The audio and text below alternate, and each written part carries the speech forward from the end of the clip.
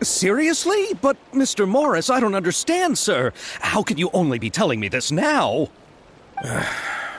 I'm afraid that there's nothing really I can do. I'm really facing a crisis. My hands are tied. But what about my film? Well, I'm afraid you'll have to come up with something on your own. Take it from me. Sometimes you just have to let things go. Same goes for this film festival.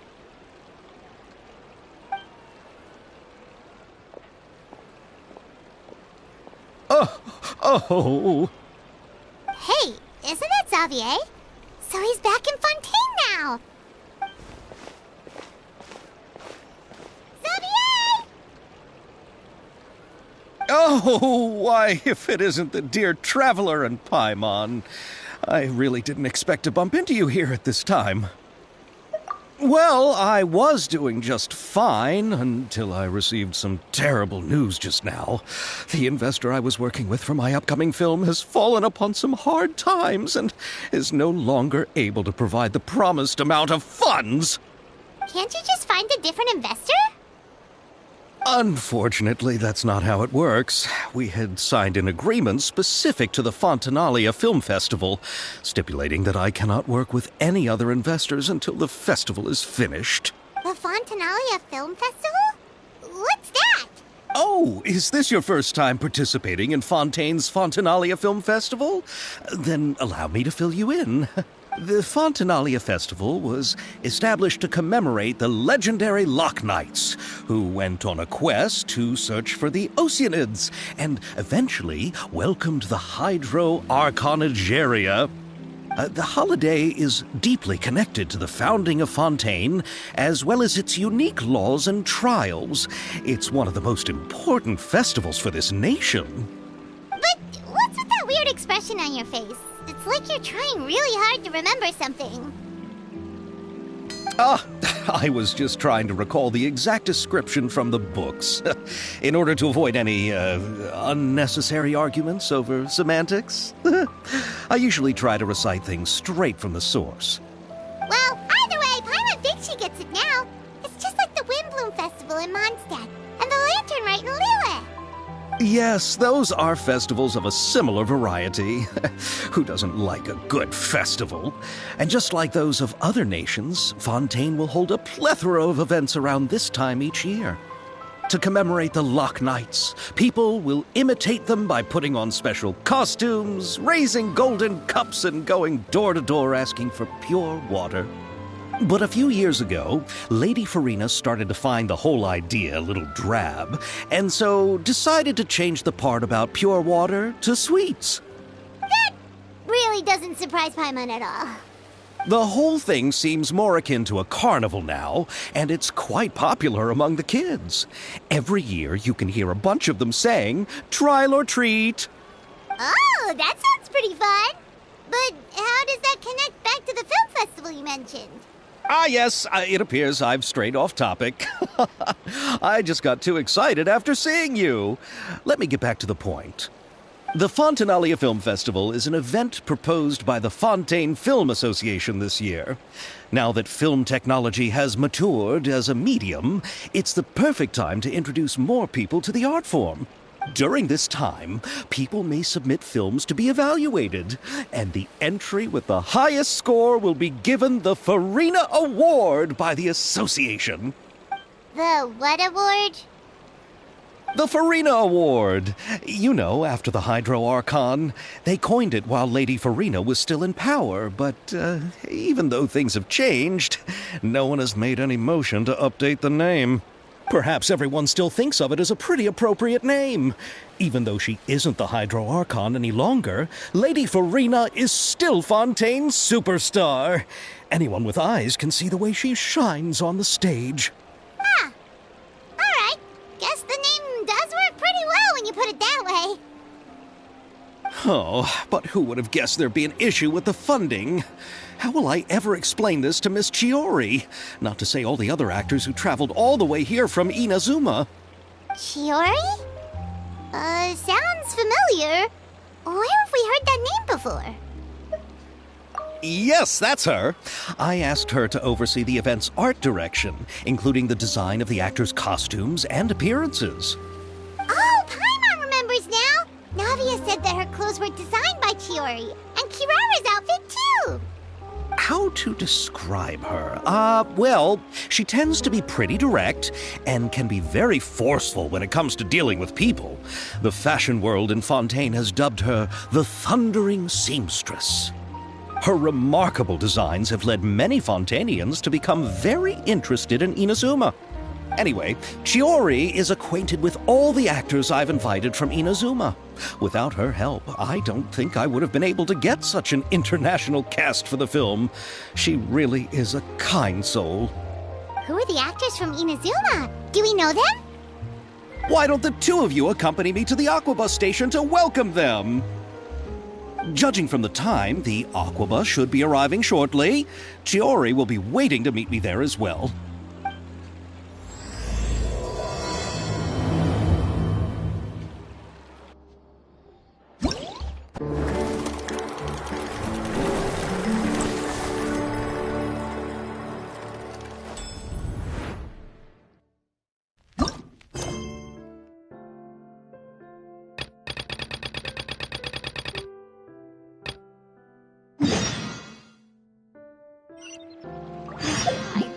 Love Spina di Rosula's logo.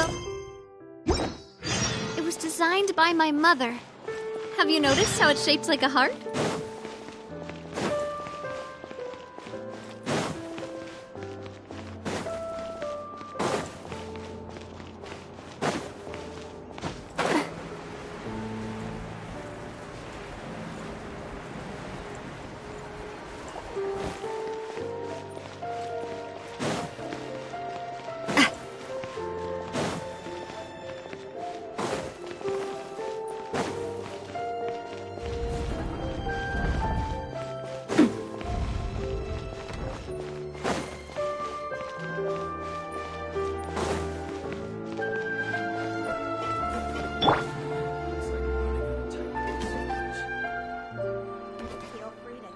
Aquabus map and schedule for details.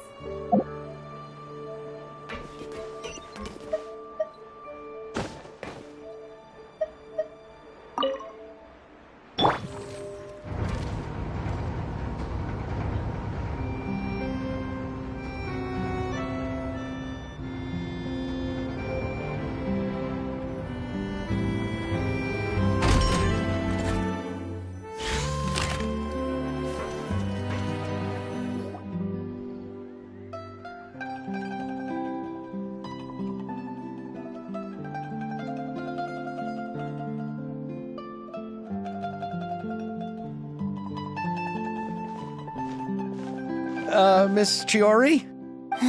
Your talk with the investor sure went fast. The Aquabus hasn't even arrived yet. Oh? And who are they? Allow me to introduce you. This is the Traveler and Paimon. Pleased to meet you. Likewise! We've heard the owner of Chioriya Boutique is a skilled seamstress, so it's a real pleasure to finally meet you in person. Why, thank you. I strove to create an outfit that matched her high social station as the demoiselle. So tell me, what happened? I can tell the conversation didn't go quite as expected. Well, it's like this.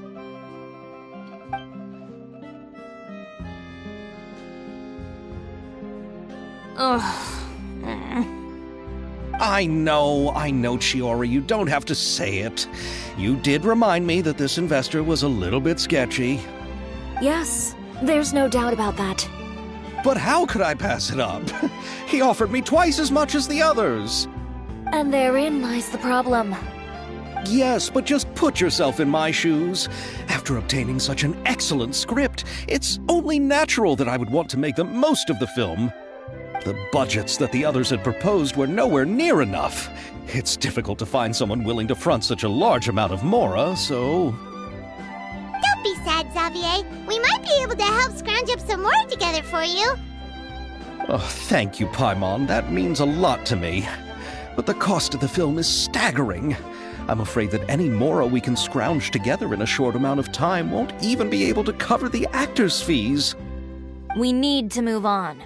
What's happened has already happened, and there's no changing it. But now's not the time to give up. What? You're saying that you have a plan? No, that's not what I mean. I'm simply saying I wouldn't give up just yet. The actors I recommended aren't just after mora after all.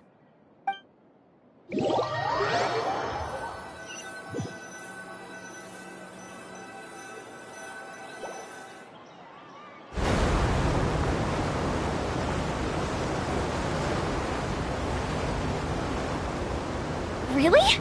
Then where do you live? We Malazines live in Marcy Village. The only way to enter is from underwater.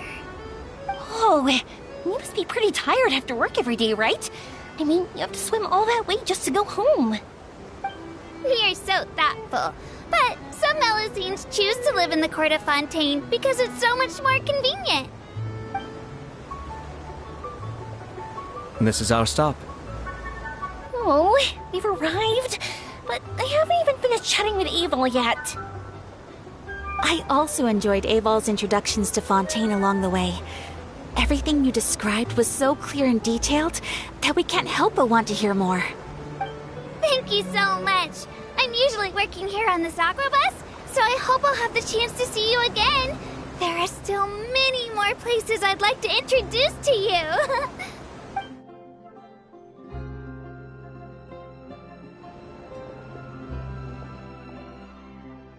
Welcome to the court of Fontaine.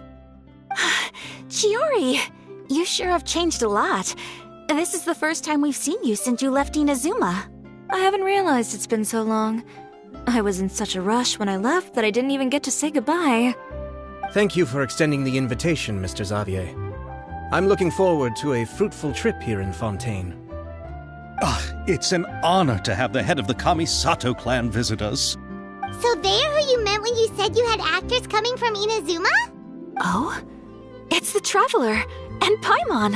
Wow, what a coincidence! Ayaka and I were just talking about you on the way here. Are you also here for the film? We just ran into Xavier earlier and came over with him.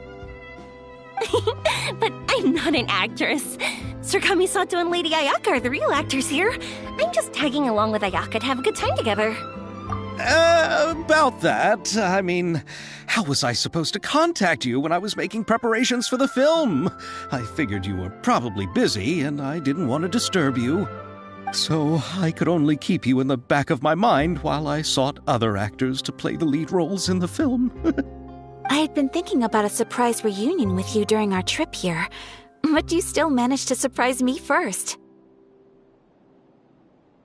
Oh, so you all know each other already! My, what a coincidence! What are the chances everyone could be brought together here like this? Why don't we go to Hotel de Boer and catch up over a meal? I've already made a reservation. Huh? Did you reserve 2 spots for us too? Yes, of course, of course. I'll be sure to tell the boss to serve a few more delicious dishes just to make sure there'll be enough food. Very well. Then please, kindly lead the way, Mr. Xavier.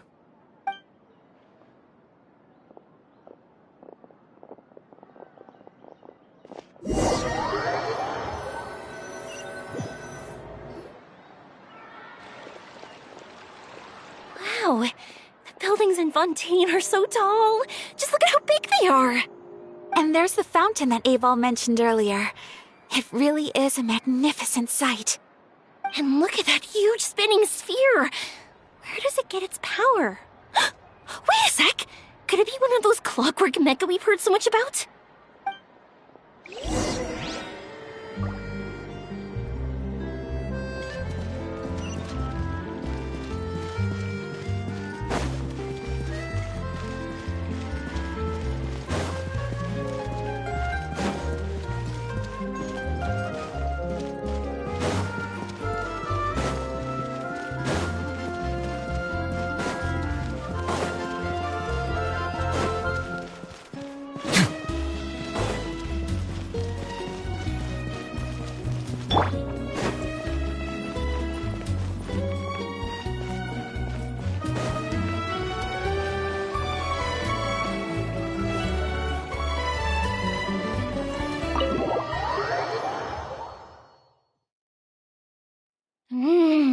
So this is what food from Fontaine is like. It sure is different from what we have in Inazuma. How should I describe it? It seems like you have to go through a lot more steps to make them. And the flavor has many layers too. Yes. When I first went to Inazuma, I actually thought the food there tasted a little too bland. It took some time for me to get used to it. Let's get back to the purpose of this trip for a moment, shall we? How have preparations for the film been coming along, Mr. Xavier? Well, I've already assembled most of the film crew. A lighting specialist, a prop manager, and a costume designer. I've also bought the copyrights from the novel's author. Oh, it's called The Two Musketeers, right? I read the script you sent me on the way here. The story is pretty good. Originally, I was planning to start filming as soon as Sir Kamisato and Lady Ayaka arrived in Fontaine, but I'm afraid I've run into a bit of a problem. Oh? What is it? It has to do with the film's investor, Mr. Morris. He suddenly informed me this morning that he's encountered some financial trouble and will be unable to release to me the amount of funding agreed upon. It's said that Fontaine's legal system is well developed. If he has violated the contract, then can't you simply take him to court over the matter? Well, I'm still more concerned about filming. Even if I were to take him to court, I'm afraid it would take months before the case could even be heard. Then, is there a way we could raise funds ourselves to solve the problem? I've considered that option too, but unfortunately, it's difficult to gather such a large amount of mora on such short notice. Besides, we have to consider the film festival's submission deadline. Mr. Xavier, if Ayaka and I were willing to perform for free, would that resolve the problem you are currently facing? What? No, out of the question. To have you come all this way just to act for free? Oh, no, that won't do. There's no need to worry, Mr. Xavier. My brother and I had actually intended to work for free after receiving your invitation. Inazuma has only recently reopened its borders, and needs to strengthen its relations and cultural ties with other nations. We didn't have many collaboration projects with Fontaine in the past, so we hoped this trip would serve as a good start for the future. Indeed. You could say that's the real reason why the Yashiro Commission agreed to come to Fontaine. I understand, but having you two act for free just doesn't seem right. Not at all. While we're officially here to conduct a cultural survey of sorts, we must express our sincerity if we want to establish formal cultural ties with your nation. This film will serve as proof of friendly cooperation and cultural exchange between Inazuma and Fontaine. It's my hope that the film can be finished and released as smoothly as possible. If you still don't feel comfortable with this arrangement, I would also be more than happy to be introduced to some other renowned individuals in Fontaine's literary and artistic circles. All right, I'll do as you say. Thank you so much. I'll make sure to cobble together enough mora now, even if it means selling my house, my camera, and every single family heirloom. Come on now, no need to go that far. I'll also help you out as a brand sponsor. Me too! Even though I didn't bring much more to spend on this trip, it's still better than nothing. You are too kind, all of you. I really don't know how to... Ew. Alright, enough about that. Now that we have Xavier's savings, my support, and 2 leads who are willing to act for free, I think we will be able to make this happen. So, instead of Mora, you'll help with filming and production. Oh, but how can we help with that? We don't know much about making a film. All right. Pull yourself together, Xavier. Tell us if there are still any open positions left among the crew. All right. Let me think. We still need a camera operator, a clapper loader, and someone to manage logistics.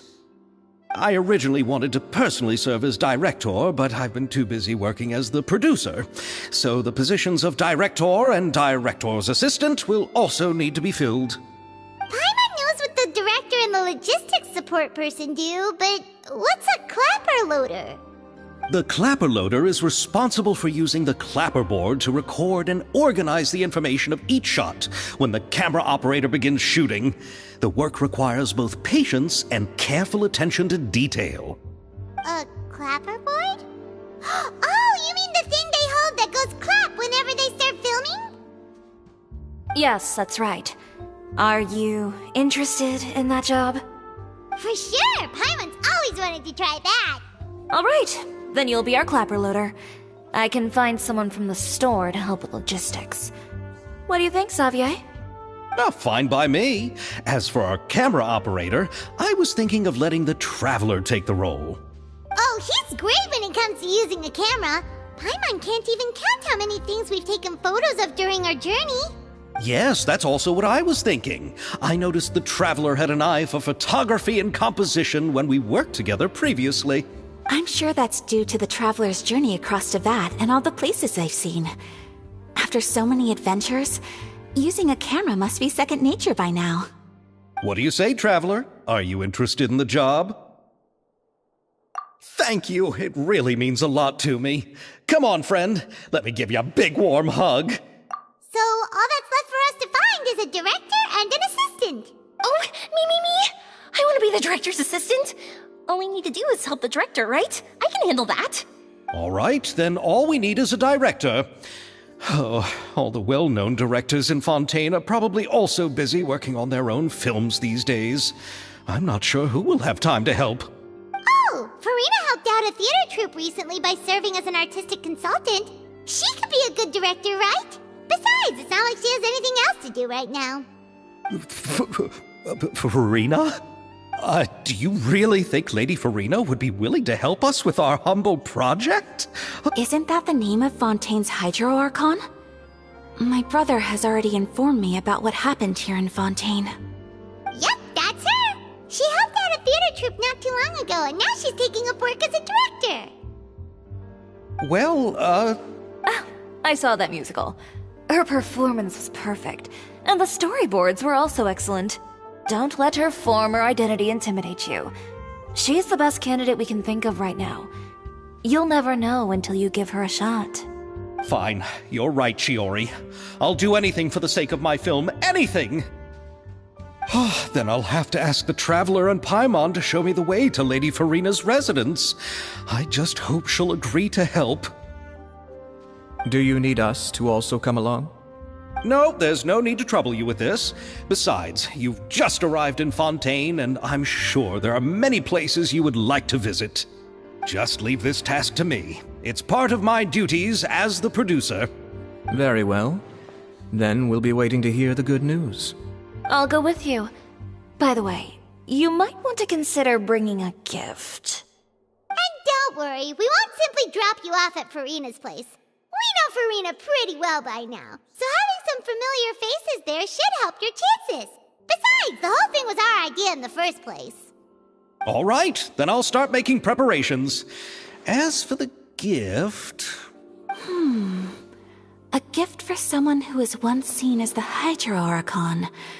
I wonder what she would like. I recall that Lady Farina once fancied a clockwork ring, so perhaps I should get another exquisite clockwork contraption for her. Huh? Can't we just bring some desserts, like the Fontinalia mousse? But wouldn't that be a little too cheap? She does like desserts, though. Isn't the Fontinalia festival happening right now? I heard Abel tell us on the Aquabus that Farina introduced the tradition of going door to door and asking for sweets.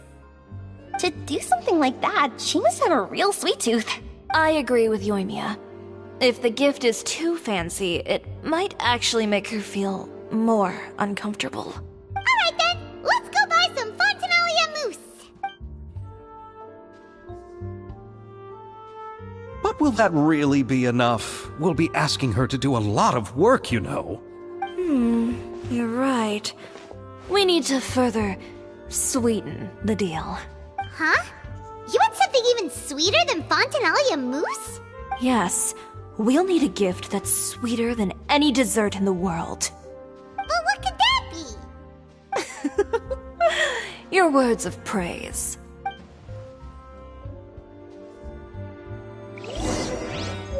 When will Lily and Lynette head to another show?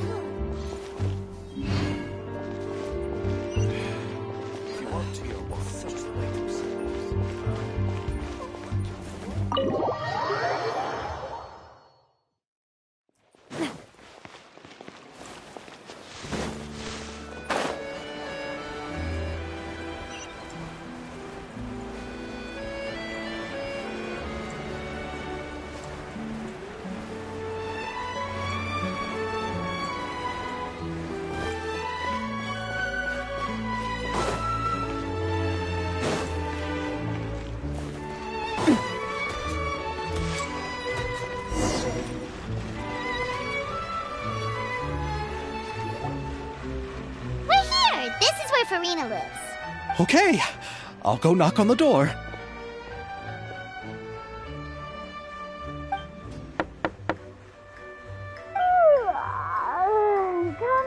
Coming. Seriously, who's knocking before afternoon tea?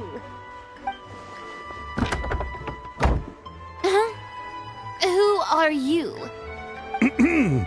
Lady Farina, please allow me to introduce myself. I am Xavier, a film director. Hello. Oh, is that the traveler in Paimon I see behind you? And who's this? I'm Chiori. Ah, the one from Chioria Boutique. Hello. So, what are you all doing here? Do you need something? Did you just get up, Farina? It's already past noon, you know. Huh? Oh, Paimon means the weather is so nice in the afternoon and the sun is so warm. Just like how you make us feel. Sleeping in late is a really smart idea. No. I was just up late last night reading some novels. What does sleeping in have to do with the weather? This is a small gift we've prepared for you, Lady Farina. We hope you like it. No need to be so formal. I'm just a regular person like everyone else now. Oh, is this Fontanalia mousse? It's one of my favorites. That's great! So, actually, there's something we need your help with. Given your renowned passion and understanding of drama, I would like to ask that you serve as the director of our film crew. Oh, but didn't you just say that you're a director? Yes, but for this particular project, I'm mainly working as a producer. Besides, I'm sure that your understanding of the performing arts far surpasses my own, Lady Farina. Are the Traveler and Paimon also part of the film crew? Yep, we sure are. Paimon's the clapper loader and he's the camera operator. Camera operator? That can be a pretty technical job, and it directly affects the final quality of the film. Are you really up to it? No, I'm not questioning your abilities. It's just that I've never really seen you use a camera before. Maybe you can come up with a test for the Traveler and see for yourself.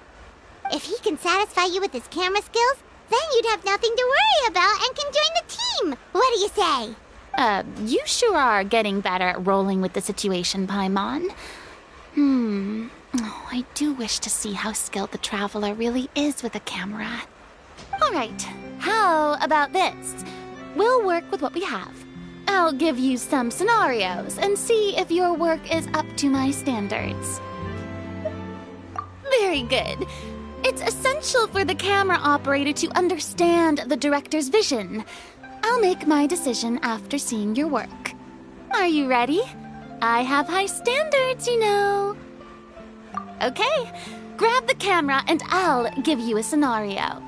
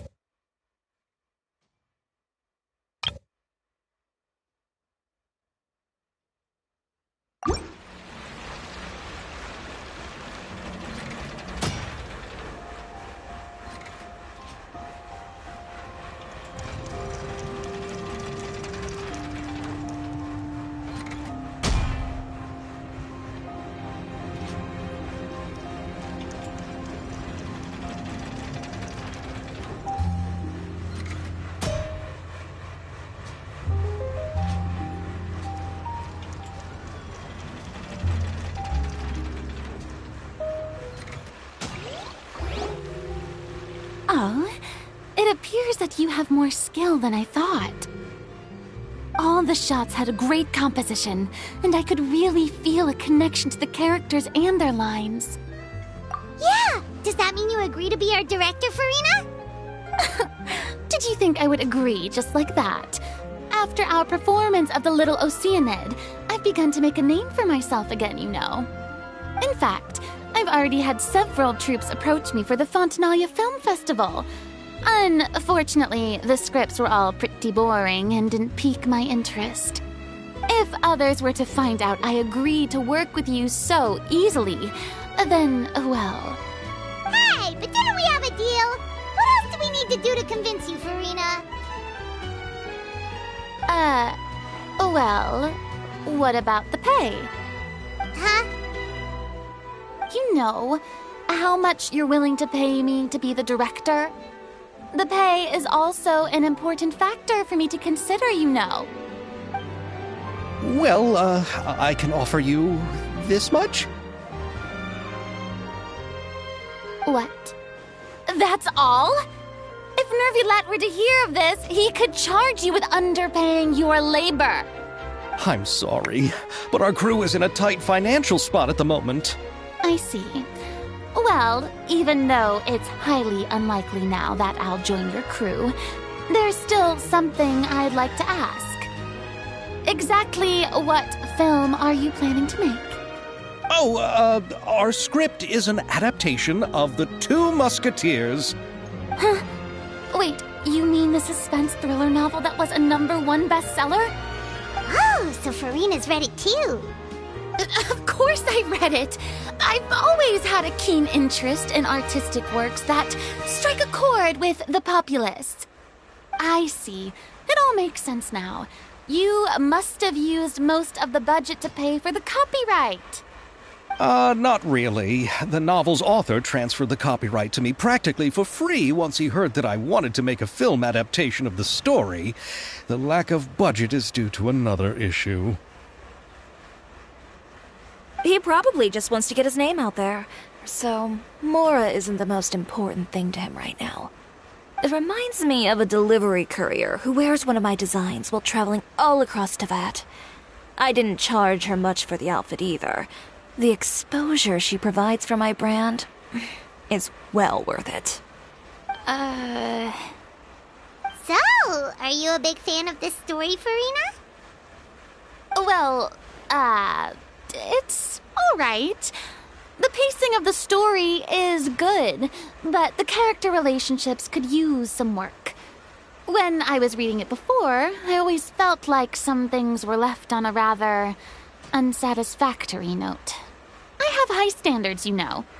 Ahem, Mr. Xavier, if, hypothetically speaking, I agree to be the director, how much freedom would I have in terms of script revisions and creative interpretation? Oh, as much freedom as you would need. I wouldn't dare doubt the tastes of Fontaine's greatest star. Good. Then I'm free to alter the script as I see fit? Absolutely, no problem.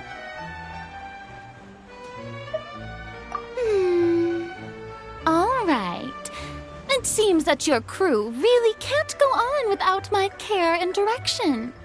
So, you agree? Yes, I agree. Although the pay is well below what someone of my caliber deserves. A great script calls for a great director. I mustn't let a perfectly good story be ruined due to lack of funds. If you have fine cheese and bread, you wouldn't just let it sit on the counter and get moldy just because you lack an oven, right? Oh, Hydro Archon above! I'm not dreaming, am I? Somebody pinch me. There's no more Hydro Archon, you know. And it's still a little early to celebrate. There's a lot that goes into shooting a film. Although the trickiest tasks of finalizing the script and casting the actors have already been taken care of, we'll still need to reserve filming locations. Not to say set up lighting and props. And by the way, since we'll be filming The Two Musketeers, we'll need to find an action choreographer. Ideally, a professional who has actual experience with muskets. Yes, I've thought about this as well. I was hoping that you might know someone who could handle the job. Me?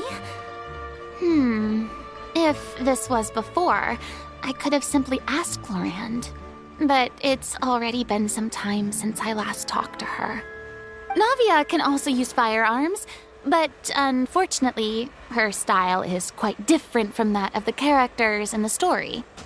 Could we ask the Special Security and Surveillance Patrol? Oh, you mean the Special Patrol's musketeers? Yes, that's right. They work with muskets every day. I can't think of anyone more qualified than them. They would be under Nervilette's jurisdiction.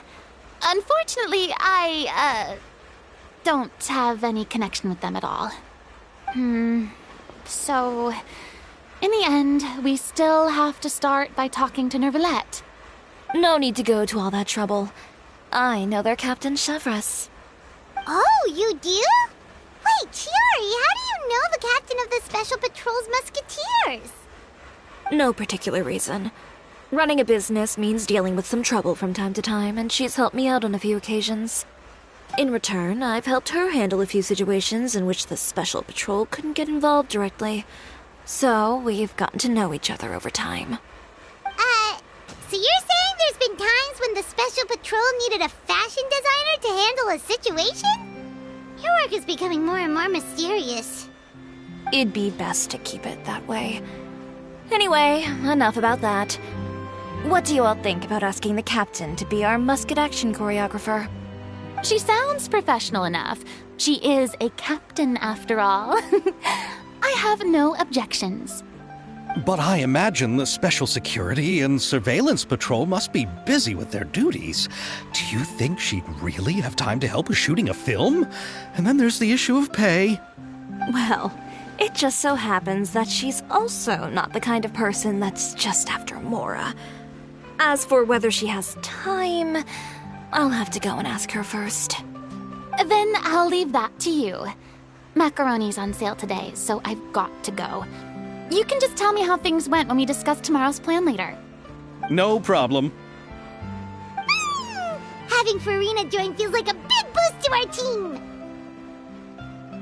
Of course. Just wait until the day of our premiere. You'll witness the true power of my name in these lands. You'll be so glad I agreed to help. I can guarantee that even the standing tickets will be sold out. I'll be sure to ask some people I know to see if they'd be willing to act as extras. Seems like you're finally getting more comfortable with your own reputation now. I didn't ask for the Clapperloader's commentary, Paimon. Then let's get going. I happen to know where Chevreuse is today. By the way, I'm curious. If my pay is so low, then what about our two lead actors? Didn't they travel here all the way from Inazuma? Actually, they told us that they see the trip as part of a cultural exchange, so they didn't ask for any pay. What?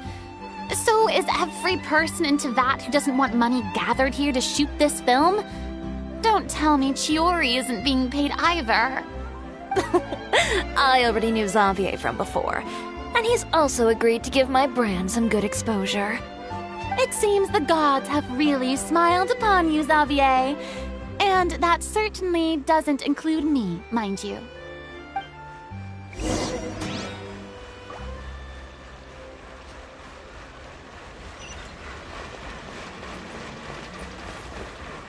Besides the macaroni, I should also pick up some tomato sauce.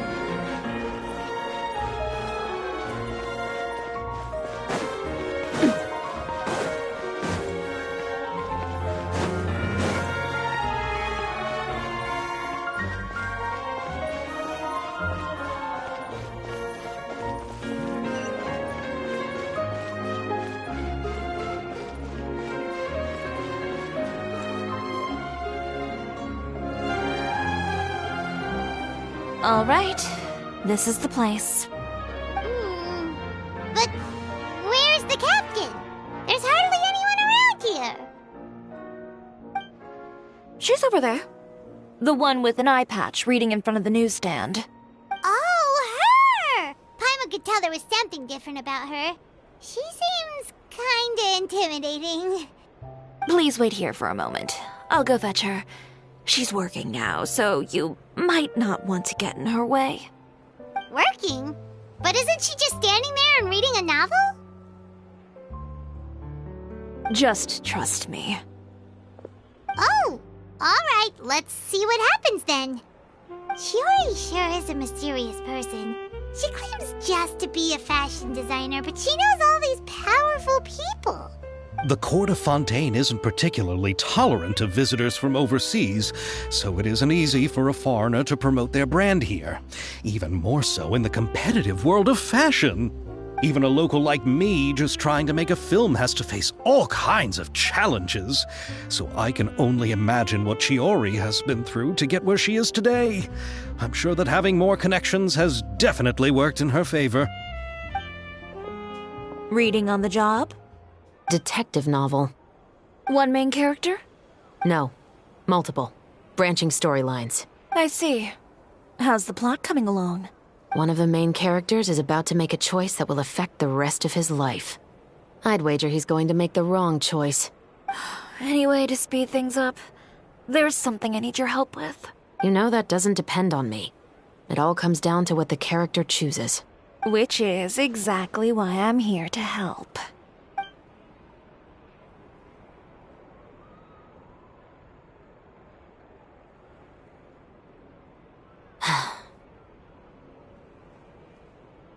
All right. It appears he made the wrong choice in the end. Halt! Huh? What's going on? Hand over whatever you're holding.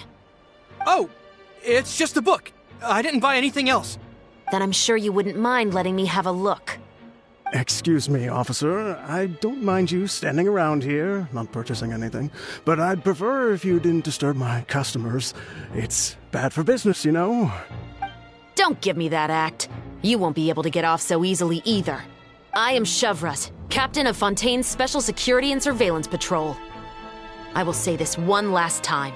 Hand over whatever you're holding at once. And before you do anything unwise, let me remind you that I'll have you on the ground before you can even think about making a run for it. All right. I'll give it to you. But please let me say something first. If there's any contraband in that book, then the shopkeeper here is the one who slipped it in. I don't have anything to do with this. Why, you trying to leave me on the hook, huh? You were the one who said you wanted it. Save it for the interrogation room. Take them away, Letelier.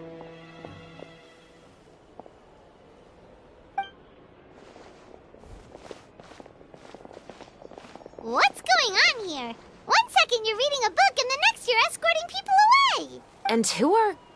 Oh! Aren't you the traveler who's been all over the papers recently?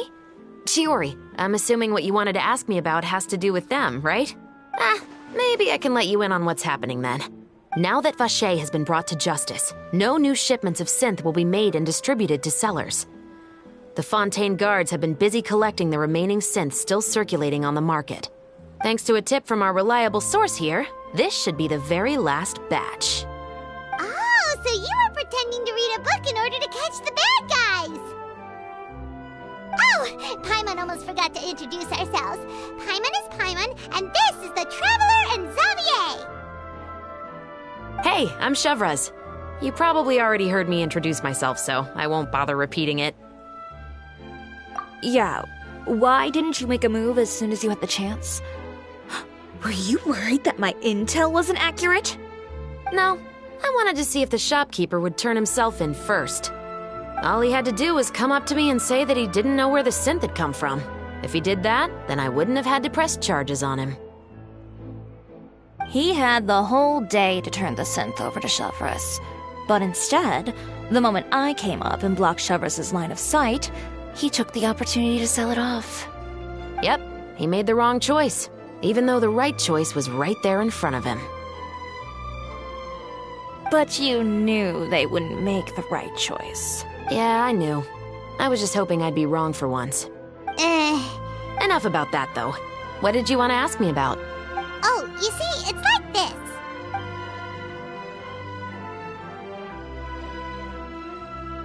The Two Musketeers. You certainly have a good eye for a story. So what do you need me to do? Just be the action choreographer for the actors? Yes, that's right. I want to make sure we get all the details right. I want the actor's posture and understanding of firearms to be as realistic as possible.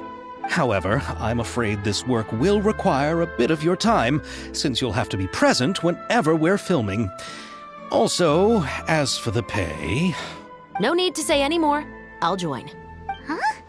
Just like that? Really? You're willing to help us with our humble film project? Sure, it's no big deal. As I said, we've wrapped up our investigation here, so I don't have any other tasks on my plate for the moment. Besides, I personally really like this novel. I even have the collector's edition at home. Stories where justice prevails over evil never get old for me.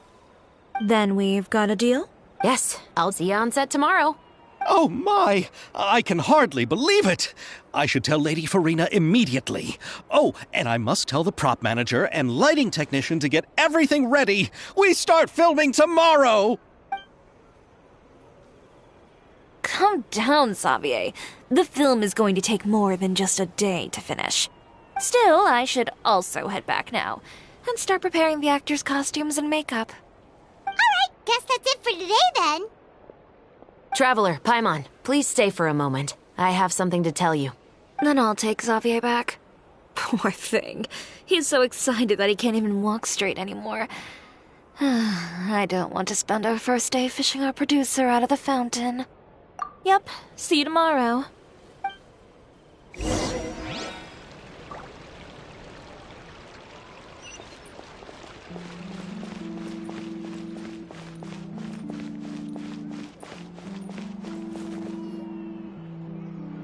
So what did you want to tell us, Chevres?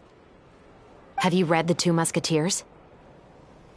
The story is about a pair of children born into the household of a baron, and their struggle to survive together and take revenge for their mother. They were raised at the baron's estate, where their mother worked as a maid.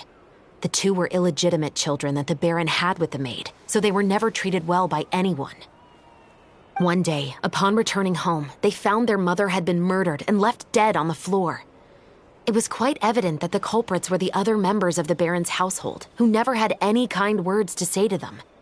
However, the baron was able to exert his influence and keep the whole thing under wraps. The mother's death was eventually deemed as a suicide, and there was no chance of bringing her murderers to justice. The two siblings decided to flee and someday avenge their mother. Many years later, members of the baron's family suddenly started turning up dead one after the other, all killed by gunshot. A rainbow rose was found on each of the victims' bodies, being the flower that the kid's mother liked best.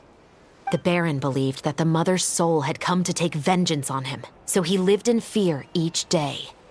But it was actually those two siblings who had fled all those years ago. They relied on each other to survive and trained day and night, eventually becoming adept musketeers.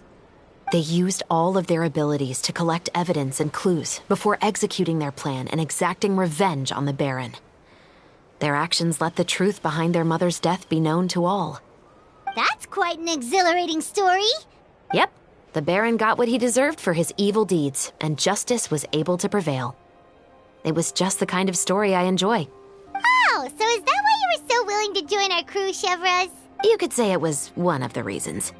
Oh, you mean there were other reasons too? I've read the reports about you. Whether it was at the trials or when you lent your hand to resolve our nation's crisis, you've shown that you've got a strong sense of justice, as well as a great mind for deductions.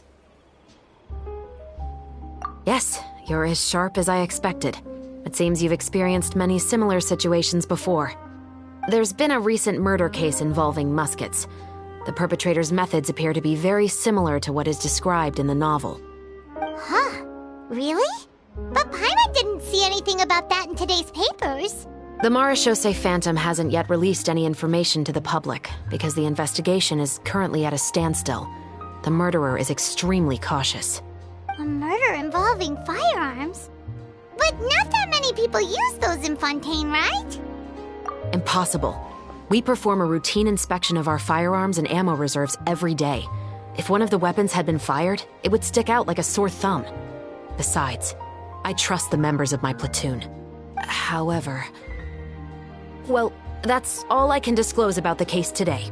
Huh?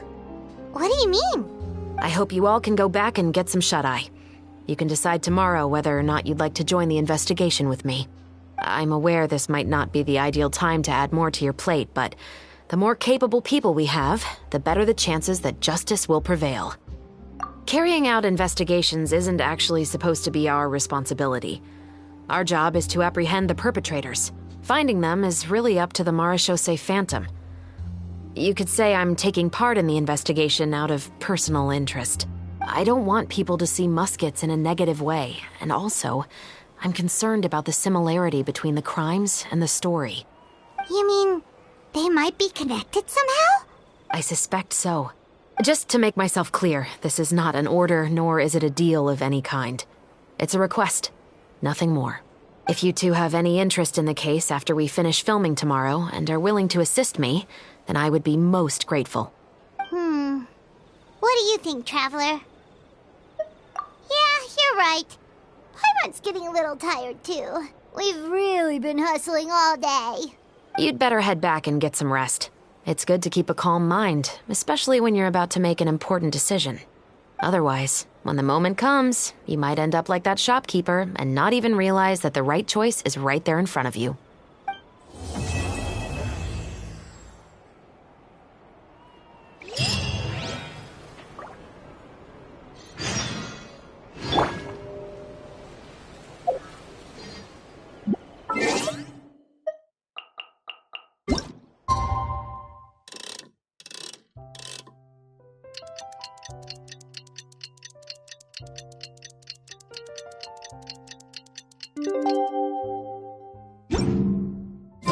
It's finally time to meet up with everyone.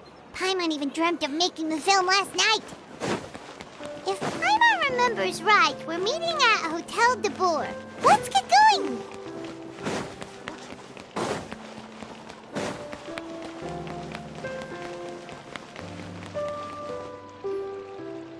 Ayaka, Yoimiya, you're already here.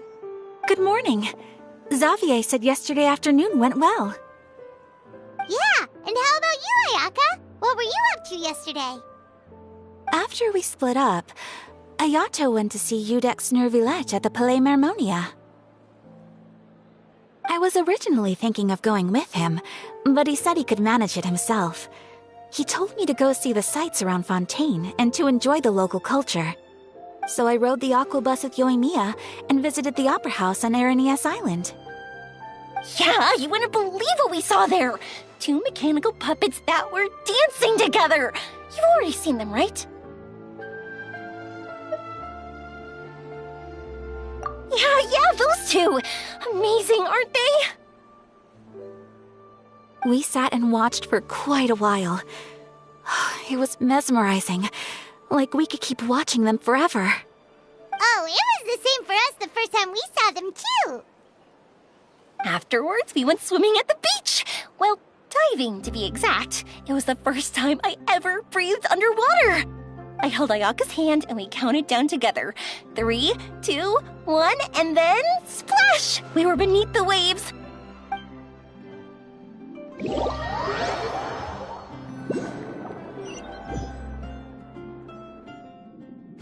At first, I didn't dare to open my mouth.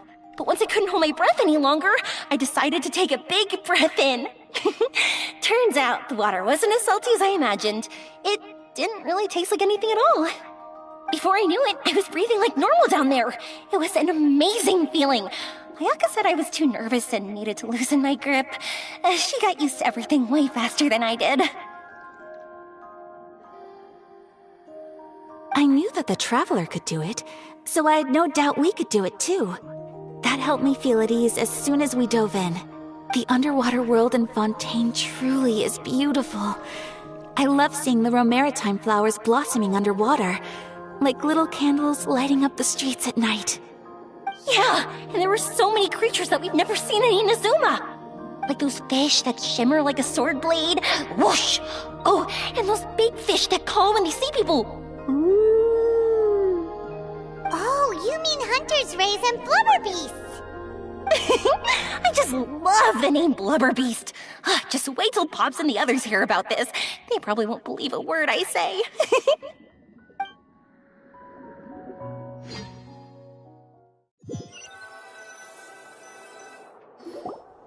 Yoimiya was down there for quite a while. It was dark before we finally rode the aqua bus back to the city. I figured she'd want to sleep in today.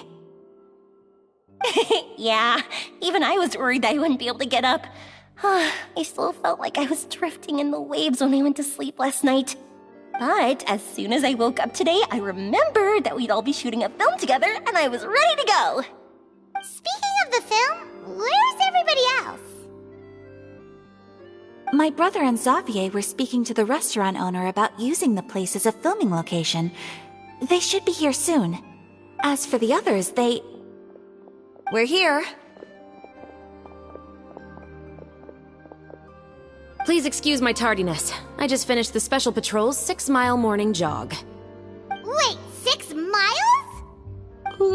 I'm so tired.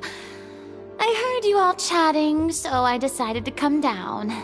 I sure could use some of that endless energy everyone else has. Good morning, everyone. Morning. Can someone fetch me a cup of coffee? More milk, hold the sugar. Sure, I'd be happy to do that for you. No, you can't go anywhere. Please, have a seat over here so I can get started on your makeup. The last thing I want is coffee stains on my costumes. I can get the coffee. It's the perfect job for an assistant.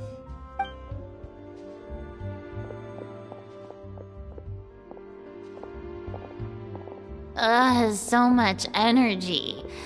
Seriously, what's her secret? Oh, Yoimiya's always like that. But you sure look exhausted, Farina. It's because you're not used to waking up so early, huh? Of course not. I spent the whole night reading the novel from cover to cover, marking sections that either need to be omitted or adapted. Wow, Paimon didn't expect you to be so thorough. Well, I was the biggest star in all of Fontaine after all. It takes more than just a pretty face to earn a reputation like that. I know how to get serious when the situation calls for it. I went all out when I was acting as an Archon, so why wouldn't I do the same for my own life? Here's your coffee, Director Farina.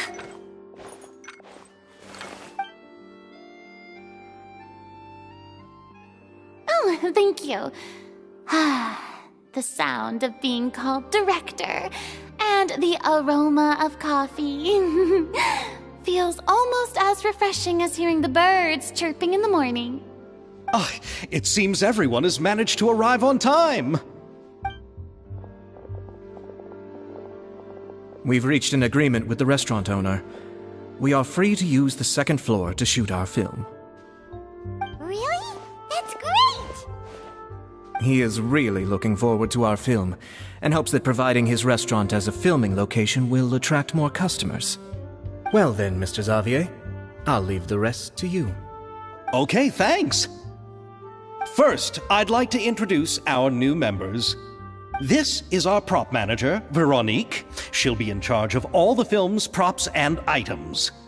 And this is Bonneau, our lighting technician. He'll be in charge of lighting and illumination to set up each scene's atmosphere. Wow, sure feels like we have some real professionals joining the crew now. First of all, please allow me to first express my sincerest gratitude to everyone in the crew. When my investor informed me yesterday that he wouldn't be able to provide the funds, I really thought that this was the nail in the coffin for this film. I had no idea that I'd find so many people willing to help me on such short notice. Thank you. Thank you all from the bottom of my heart. No need to be so cordial, Mr. Xavier. We're all honored to be a part of this. Your works made a profound impression on me when I saw them back in Inazuma. I am sure that someday, This film will be remembered as a prime example of cultural exchange between Fontaine and Inazuma. Yes, the story is the reason I agreed to join. I can't bear to even imagine what this film would look like without the very best director. Anyway, I would like to make a promise to everyone that as the producer of this film, I'll do whatever I can to ensure that everything goes as smoothly as possible. This is not just my film. It also embodies the thoughts and feelings of every person here, as well as the endless effort we are about to pour into it. So, without further ado, The Two Musketeers will officially begin filming now! You may take it from here, Director Farina. All right, listen up, everyone.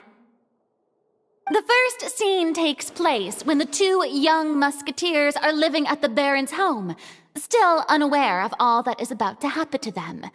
We'll need props and lighting to set the scene. Our lead actors can go get their makeup done, and extras, please take this time to go over your positions. Whoa. Seems Farina's really kicking things into gear as the director. Is everyone clear? I don't want anyone traipsing around the set like umbrella finches. All right, cameras will start rolling as soon as the set is ready. Let's make a film that'll make some serious waves in Fontaine. Not the kind of waves that drown people. I mean, the good kind of waves. Seems like she's still a bit traumatized by that. Anyway, let's go see if there's anything we can do to help.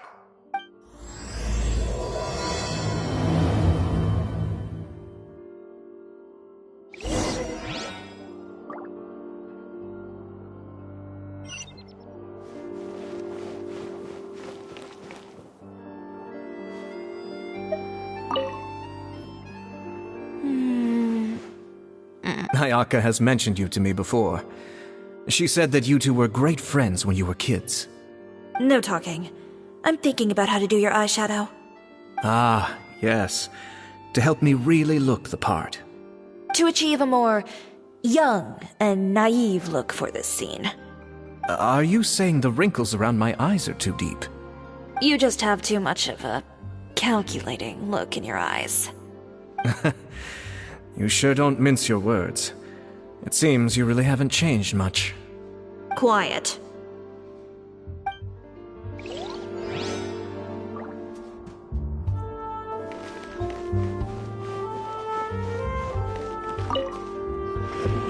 How about here? A little more to the left. You got it. Hey, Yoimiya, do you need a hand? No, I'm fine. You know, doing the lighting is kind of like designing a fireworks show. It's interesting to imagine what kind of atmosphere the lights will create. I heard that the Traveler will be operating the camera and Paimon will be the clapper loader, right? Those roles are just perfect for the two of you. Really? Is that because it'll be easy for Paimon to hold the clapperboard while flying? Well, sure, there's that, but that's not exactly what I meant. I just think that after all your journeys together, you two must have developed a super close bond and just naturally know how to work with each other. If I'm not mistaken, the director will want the cameras rolling as soon as the clapperboard goes clack. Oh, I see. It's amazing to see the magic behind filmmaking. Yoimiya, we need lights over there, too. Oh, on it! I've got to get back to work. Chat with you later. Oh, it's exciting to see so many people working together to bring the film to life. Seems like Yoimiya's really getting into it. But she was right. We do have a super close bond, don't we? Paimon's really happy to hear that.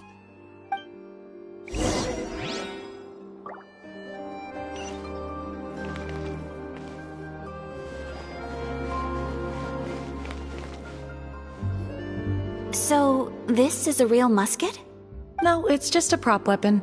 Not bad. Have you seen a real musket before? Only in books and newspapers. I made this one based on the relative shape and proportions I saw in reference images. When we're filming, some special gunpowder will be applied around the muzzle, which will help create the flash and smoke effects of a real gun being fired. Which means it'll be up to the actors to portray the recoil. That's right. The sound effects for gunshots will also be added in post-production. Thank you, Veronique. I think I know where to start now. However, the musket's gears and firing pin could still use some work. Adding some wear on the metallic components will make them appear more realistic. Also, be sure to rub the muskets with some oil each time before we start shooting. That'll give the impression that the firearms have been well maintained. Good point. You seem to know a lot, Miss Chevres. I assume you use these types of firearms on a regular basis?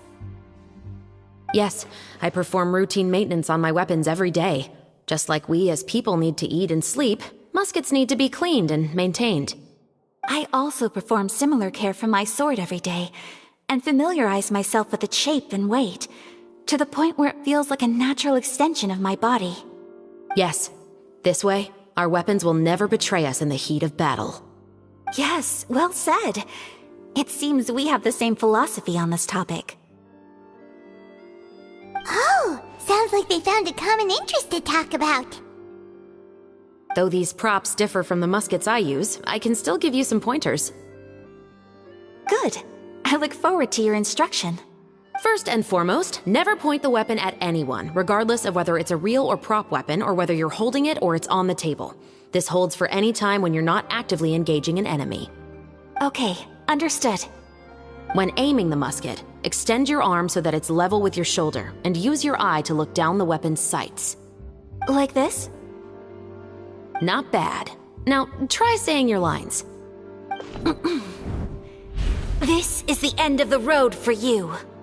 Good. Now turn your body a little. That way, you'll give your enemy less of a target to work with. And relax your shoulders. Here, allow me to demonstrate. This is the end of the road for you. Huh. Excuse me, Miss Chiori. Director Farina, there's something I wish to discuss with you. Oh? What is it? Like this? Yes, much better. What do you think? I do see your point. But are you sure you wish to do this? I believe it would be most fitting. Well, if you insist. All right, I understand. Miss Ayaka, Miss Chevres, could the two of you please come over here? Huh? What's going on? Are we gonna start filming now? Let's go see. What is it? I have a question for you, Miss Chevres. Would you be willing to play the role of a musketeer? What? To clarify, I would like to turn over my role to Miss Chevres. But brother... Don't worry, Ayaka. I actually view this as a good thing. I was becoming troubled trying to set aside some time to speak to the staff at the Palais Mermonia. I would like to have some conversations about the cultural exchange between our two countries, and I've heard that the bureaucratic process here can get rather complicated. Now, I will be able to focus on my work. Besides, you also know that I'm not really one for public performances. Are you really sure? From a director's point of view, I also felt like the relationship between the two musketeers in the original story could be improved. The older brother in the story plays the lead role with his overbearing character, but this causes his character to overshadow that of his sister, and the theme of the two supporting and relying on each other isn't conveyed very well. But if we were to change the siblings to two sisters of a similar age, then that aspect of the story might come through more clearly. Also, I've seen you instructing Ayaka. That cold and dignified personality is exactly what we need for the older musketeer. Of course, even with all these insights, the decision should still be made by Miss Chevres. Chevres mentioned that she really likes the story, right? Paimon bets that she'll take the role. All right, I'll take the role. Good. It's decided then. I'll get started on making edits to the script. We'll also need to make some immediate adjustments to the lighting, props, and costumes. I have a feeling that our adaptation will be even better than the original story. You're doing a great favor for me, Miss Chevreuse. You have my gratitude. Don't mention it. I like this character, so if anything, I should be the one thanking you. Well, since my brother is the one who brought up the idea, I suppose there's no need to worry. Let's go, Miss Chevreuse. I look forward to working with you. Please, just call me Chevreuse. Seems like you're really going out of your way to solve the problem I was having with your makeup. Surely you jest, Chiori. I assure you that I was mostly motivated by a desire to spend more time on formal business. Oh, come on. You really think I'd buy that? According to what I've heard from Ayaka, her brother is someone who can juggle 10 different matters at the same time. I'm sure you have other reasons for backing out. Perhaps. Ayaka always said she wanted to go out and see more of the world, just like the Traveler. But I feel that she needs not only to see other nations, but also to make some different kinds of friends. I think it would be harder for her to make new connections with me constantly by her side. I would like to give her some space. Alright, go on. Spoil her some more. Ayato! It's too bad you're stepping down from the role. Paimon really wanted to see you act as a musketeer. No need to poke fun at me. I'd wager that you also felt that I wasn't the best candidate for the role. It's a little hard for Paimon to imagine you saying those lines. Yes, I've made an appointment to meet some people from the Palais Mermonia. Now, I will have some more time to prepare. Traveler, get the camera ready. Paimon, get the clapperboard. Actors to your positions. We're about to start shooting the first scene. Go on now. And please take good care of Ayaka. Yep, don't worry. Thank you. I look forward to seeing the film when it's finished. All right. Now that we're all here, let me help set the scene for everyone. The first scene takes place when our two main characters are still living at the Baron's estate. They've been ostracized and verbally abused by others in the household, but they still have no idea why. We want to capture how naive and innocent they are despite their pain. Chevreuse will be playing the role of the older sister, Tulip, and Ayaka will be the younger sister, Iris. Be sure to get close-ups of the main characters at the right moment. Silence on the set! Lights! Camera! Action! Let's go! Tulip, Mother's been out for quite a while now. Perhaps she went to pick some flowers on the way home. You know how she loves flowers. Iris, Tulip! I'm home!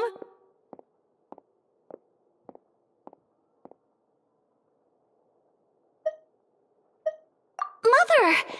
You were out for so long, we were beginning to worry about you. Oh, I'm sorry, but I'm back now, safe and sound. Here, I brought your favorite treat, apple turnovers. Mother, what are those bruises on your hand?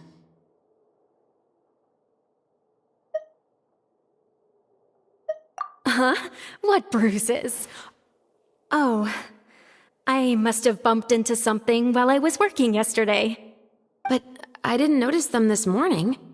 Then perhaps they're from when I accidentally tripped when I was out just now. By the way, did you have fun playing at home? What's the matter, Iris? Well, we've realized that no one really wants to play with us. They even took Iris's doll and spat at us. And they even called us names. They said we were... Shh! It's all right, don't worry. Girls, listen to me. It doesn't matter what anyone says. Don't listen to them. No one can define you with such words. You both have wonderful lives ahead of you. Just like your names, you will both blossom like beautiful flowers. Maybe your time to blossom hasn't quite come yet, but one day, you two will bloom more beautifully than anything else. Don't let the soil you're in now ruin your future beauty. Understand? My dear daughters. And cut! Not bad. The actor's emotions were all on point. Let's keep that take. Also, if our clapper loader could avoid shouting at the start of the scene next time. Oh, got it. Great. I was a little worried that my nerves would get the better of me. What about you, Chevros? I felt fine. The lines weren't too difficult at all. Seems like Farina must have adapted the role nicely. You two were great. I couldn't tell it was your first time acting in a film. You should have more confidence. Thank you for your encouragement. Positions, everyone! We'll move on to the next scene after we try a few more camera angles.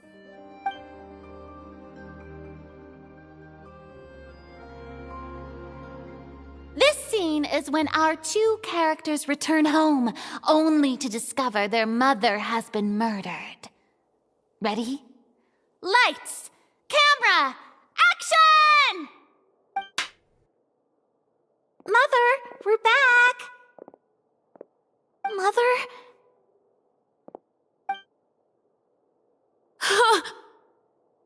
What's wrong, Tulip? Iris, stay away! Huh? Why? What's... Mother! Mother... She's... There's poison in this cup. Huh? I could have sworn I've seen this kind of cup before. Those aristocrats. They didn't even try to cover up their actions.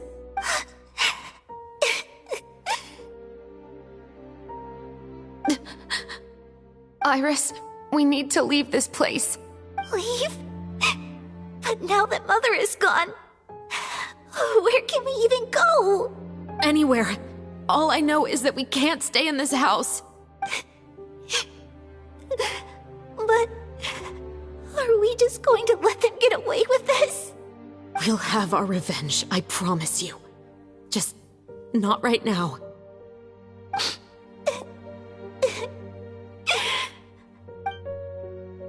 Come on, let's go. No, wait.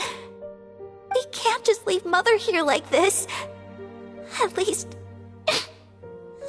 let me leave this rose with her.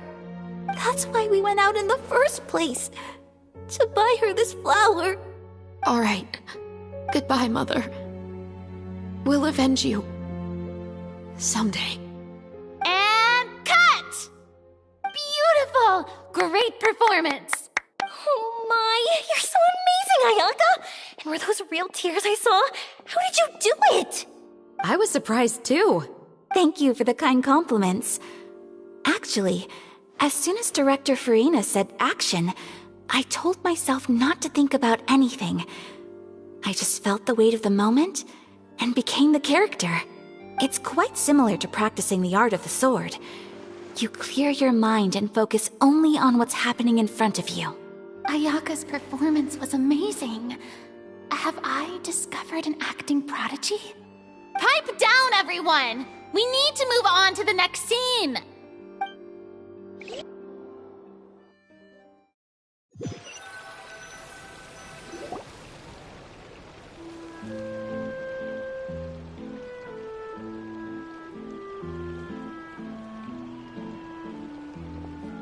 Huh? Are we done already? But Paimon wants to keep playing with the clapperboard. How do you feel, Traveler? Is your arm sore from holding the camera all day? Good work, you two. You too, Chevros. You were quite the actress today. I've read this novel many times before. I have a good grasp of my character's mindset. Anyway, do you remember my request from yesterday? Oh, right! We were having so much fun that Paimon nearly forgot. You have a case where the murders seem really similar to the cases in the novel, right? So, how are they similar exactly? In the story, the main characters grow up to become two musketeers, always using their guns to carry out their revenge. And on each of the victims, they place a rainbow rose as a signal that they've returned. Yes, that's correct. We found rainbow roses just like in the novel. Seems like you're connecting the dots now. Oh, that does sound pretty concerning. Especially after seeing the script today. Ooh, now Paimon can't stop wondering what kind of ulterior motive the murderer might have. What do you think, Traveler? You're smart. Paimon wants to hear your thoughts. Good. On behalf of Fontaine's Special Security and Surveillance Patrol, thank you for your dedication to justice. There's no time to lose. We should start investigating right away. Follow me. Huh? Right now? But we just got done filming all day. Paimon's so tired. The most valuable intel always comes after nightfall. They are like small, remote islands in the middle of the sea. If you don't stay vigilant, you will pass right by them in the fog. That's how one of my favorite books always puts it, at least. So, where are we going right now? Let's start by checking out some workshops that sell mechanical components. If the culprit is making their own weapons, it's very likely that they'll visit those sort of places.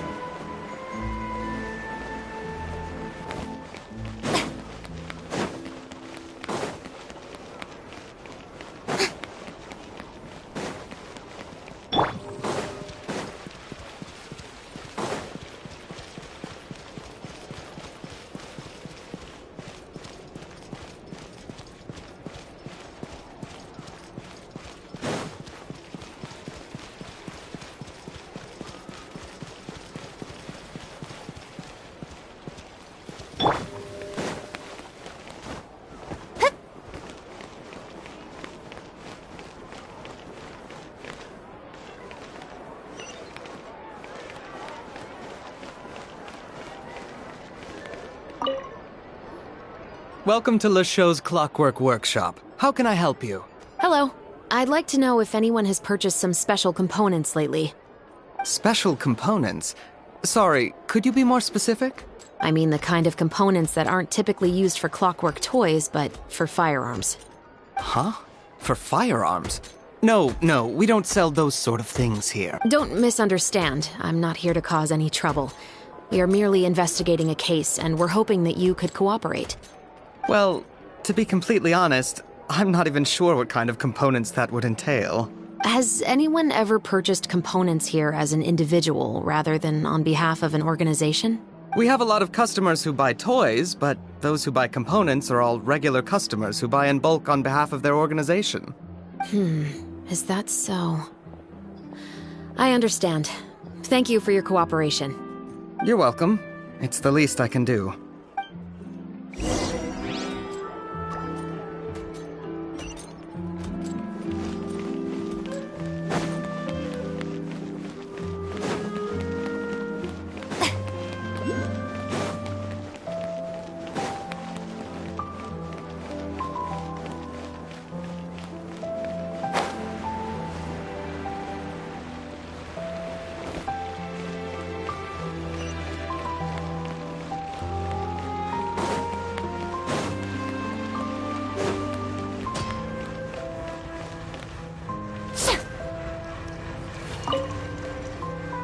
Oh, hey, Chevris. Run out of oil for your musket again? Hello, Estelle. I want to know if anyone has come to your shop recently to order some firearm components. Oh, is this another case? Let me think. I don't think so. Some people have requested that I make some prop guns for the Fontanalia Film Festival, but I refused all of those requests. Oh? Why's that? Because there's no profit! I only make things here that can do some real heavy lifting. I don't have the energy to make some new molds just for the festival. Then has anybody come specifically looking for mechanical components?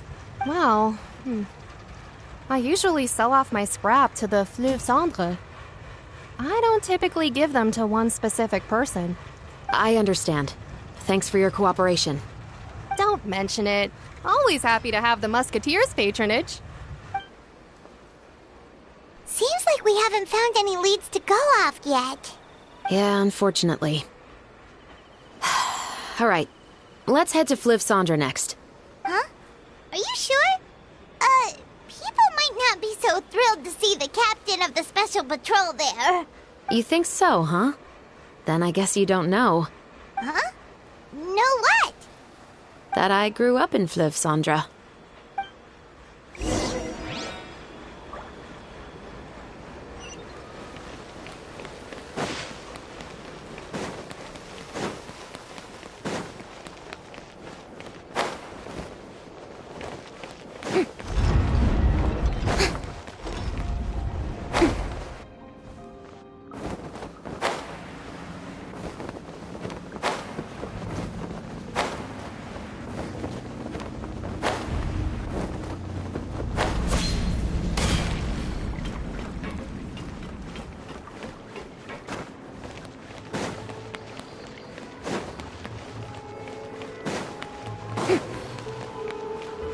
Then let's build a smaller boat.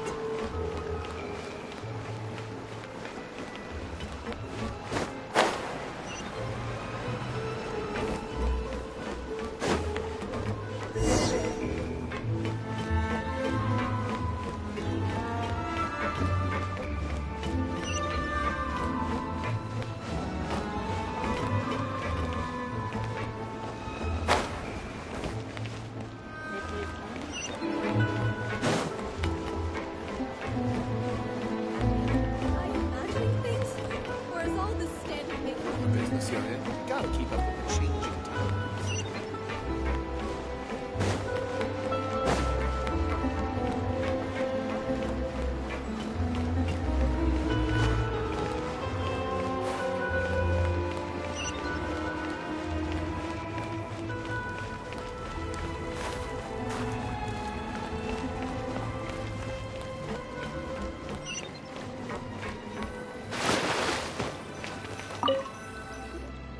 What's all this?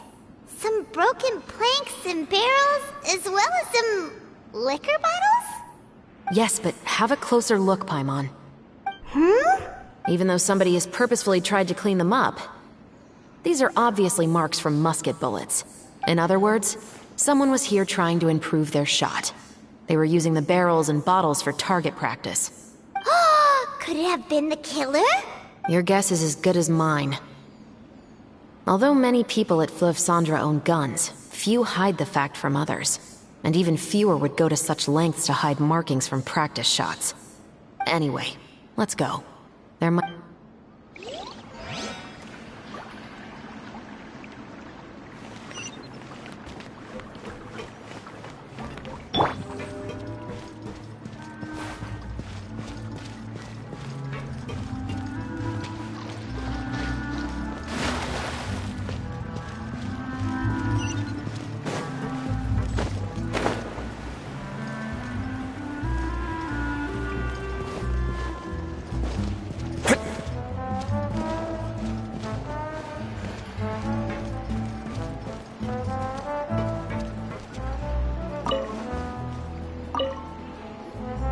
It's been a while, Tetro.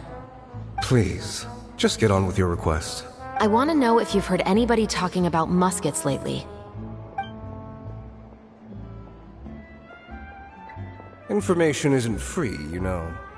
I've heard that bandits have been extremely active in the countryside recently, and they've been affecting the delivery of goods to Poisson. I can allocate some more manpower to help out with that problem. What do you say? You're still as helpful as ever. One of our men got drunk at dinner about a month ago and lost his gun. 3 days later, it turned up in the corner here. What's weird about that? He just forgot where he put it, right? This is Fliv Sandra, my friend. Anything of value left in the tavern won't ever make it to the next day. But that gun turned out to be an exception. It didn't get any new wear and tear on it, and didn't even appear to have been fired. We were quite mystified as to what could have happened. I suspect it came back because the weapon was already known to the guards. You mean, a criminal was afraid the Marechaussee Phantom would use the shot marks to track them down? Maybe. But if that's the case, the culprit really took great care to avoid getting caught. I didn't say anything about a criminal. In Floof Sandra, knowing who was killed is as easy as knowing what clothes you're wearing today. It's the guy living in the East Side, isn't it? I've never liked him. Every time he's here, he just orders a drink and sits there with a nasty look in his eyes. So, who was the one who lost the gun in the first place? Don't bother. Even if you ask, he wouldn't admit to owning a gun to some strangers. Not to mention the captain of the Special Security and Surveillance Patrol. He's right. I know you grew up here, Shavras. Even though you're on good terms with the Spina, you've still been gone too long. Not many people know you here now, and a lot of people don't like the Special Patrol. I know. So take my advice and don't show your face too much around here. It's for your own safety. I'll come and go as I please, and I'm afraid I'll be appearing more often due to my work. All right. Don't say I didn't warn you.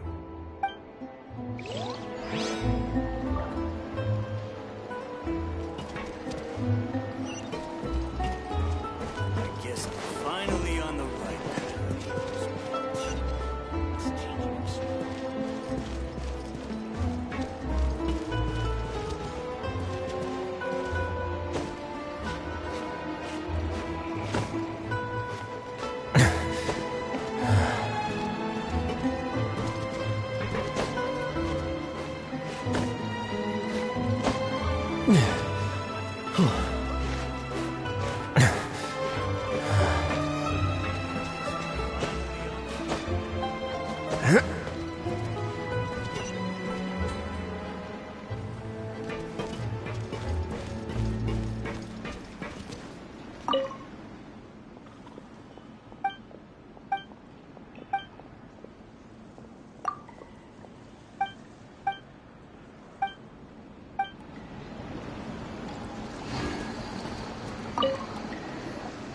Hello, I'd like to ask some questions.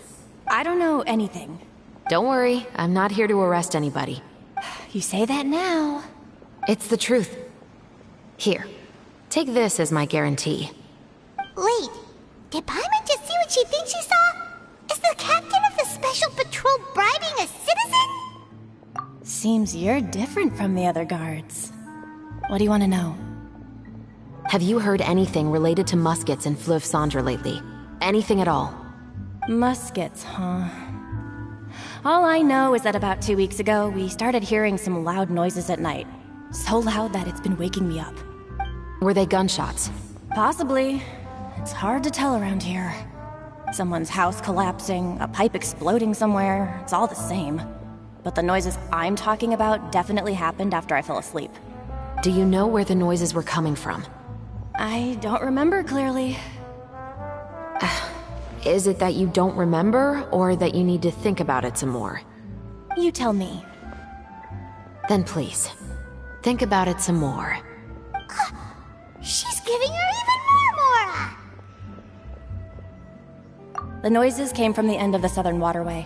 I came out and had a look for myself when I wasn't sleeping well, but I didn't dare get too close. That's all I know. All right, I'll take your word for it. Thanks for the pâte de fruits.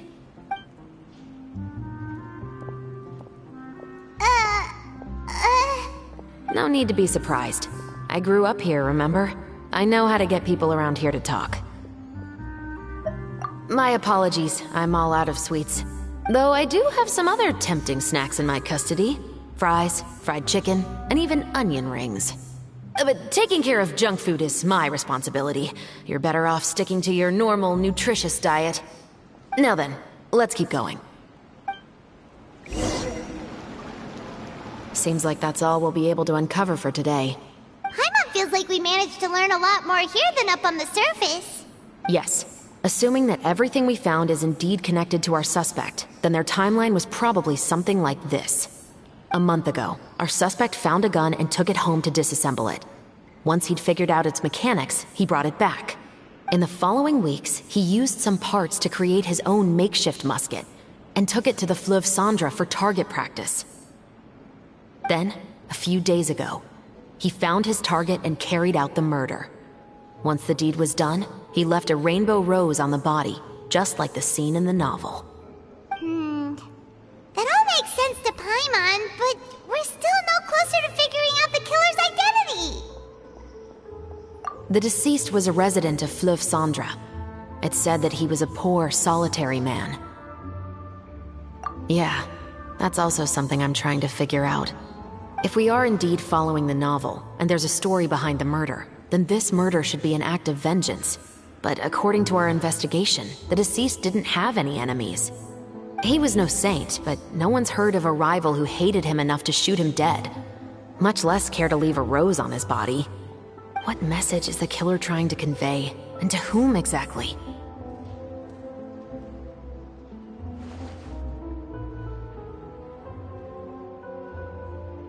We've thoroughly investigated that possibility. He claims to have spent the whole day at the Opera House on the day of the murder, and the staff there have confirmed his account. Okay, so he has an alibi. Not only that, he lacks a credible motive as well. He has a family of his own, and both of his parents are still alive. I've looked into his records. He was adopted at the age of 6, and all the proper procedures were followed. There are also records of him at an orphanage before then. In the story, the mother of the 2 musketeers was murdered after the children turned 10. Of course, he could have changed the children's ages, but I don't want to assume anything without evidence. More importantly, I've also had a chat with him in person. He didn't seem like the kind of person who would pull the trigger to kill a man. Then, what should we do now? We have all this new information, but it doesn't help us move forward. Investigations take time. I didn't expect us to catch the culprit in just a single day. How about this? Let's spend the next few days filming with the crew. We can continue the investigation once we're done with the film. I'm sure that given time, new leads will present themselves. Wait, but weren't you saying Intel is like small, remote islands in the middle of the sea just a moment ago? What? But the book had more than one reference to the islands, Paimon. Oh? What else did it say then? As long as you spend enough time sailing through the fog, you'll eventually come across an island.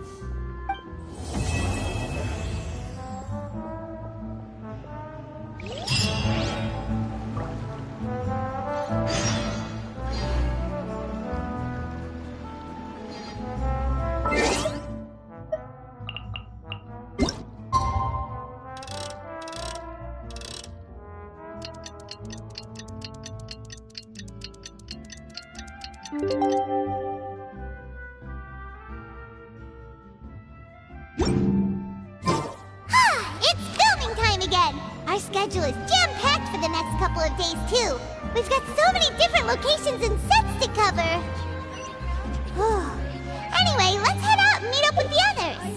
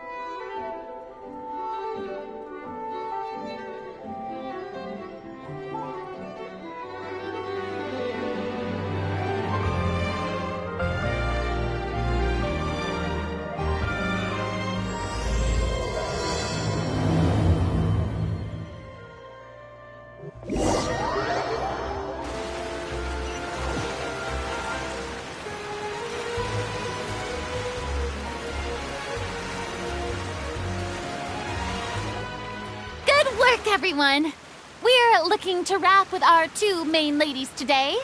I can already smell our success. What do you mean, looking to wrap?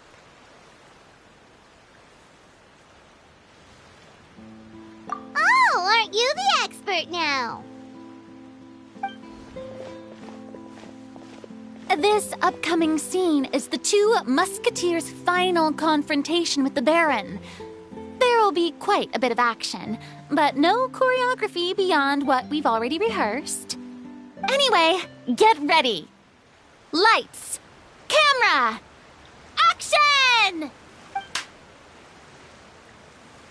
The view is beautiful tonight. It reminds me of that fateful night 10 years ago. And now that I've said it, I can even make out the faint fragrance of herbal tea in the air. Enough, villain! It's time that you pay for the death of our mother! My dear Iris, have you forgotten your manners? How can you speak like this to your own father? I'd sooner swallow all of my teeth than call you father. What did I expect? Seems the daughters have turned out to be just as obstinate as their foolish mother. In this world, Mora and status is everything. She thought she could blackmail me using her children and force me to grant her recognition and concessions? Ah, how naive can a woman be? Mother never asked a single thing of you. All she wished was for us to live a peaceful life, just like the others. It was you who personally brewed the poison of prejudice and sent Mother to her death. Compared to that deadly poison, the 2 bullets that will soon pierce through your heart will be like sweet mercy. And that's exactly why I said you're just as naive as her. Did you really think 2 muskets would be enough to defeat me? So let's see. What is stronger? Mora and power, or the 2 muskets in your hands? Get them! Tulip! There are too many of them! It'll be okay. We'll cover each other, Iris. And Mother will be watching over us, too.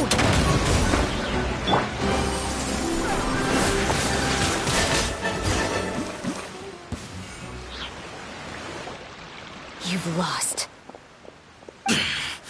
To think I'd lose to my own 2 kids. We are no children of yours, and we'll never call that place our home.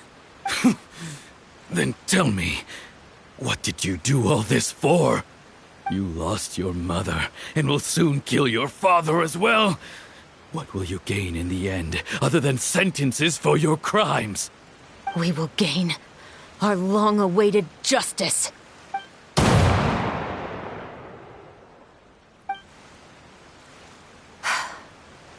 It's over.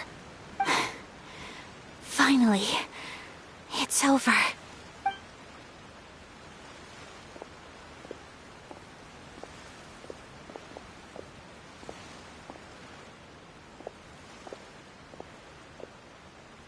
So, where will you go now, Tulip?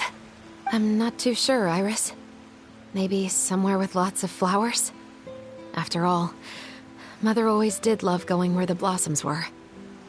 What about you? I want to go visit Mother's grave.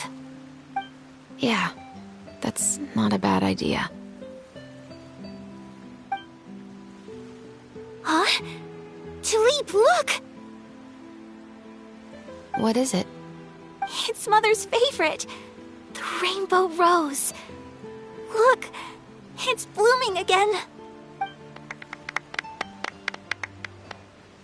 Excellent! That was beyond mesmerizing. Even I didn't expect the scene to go so well.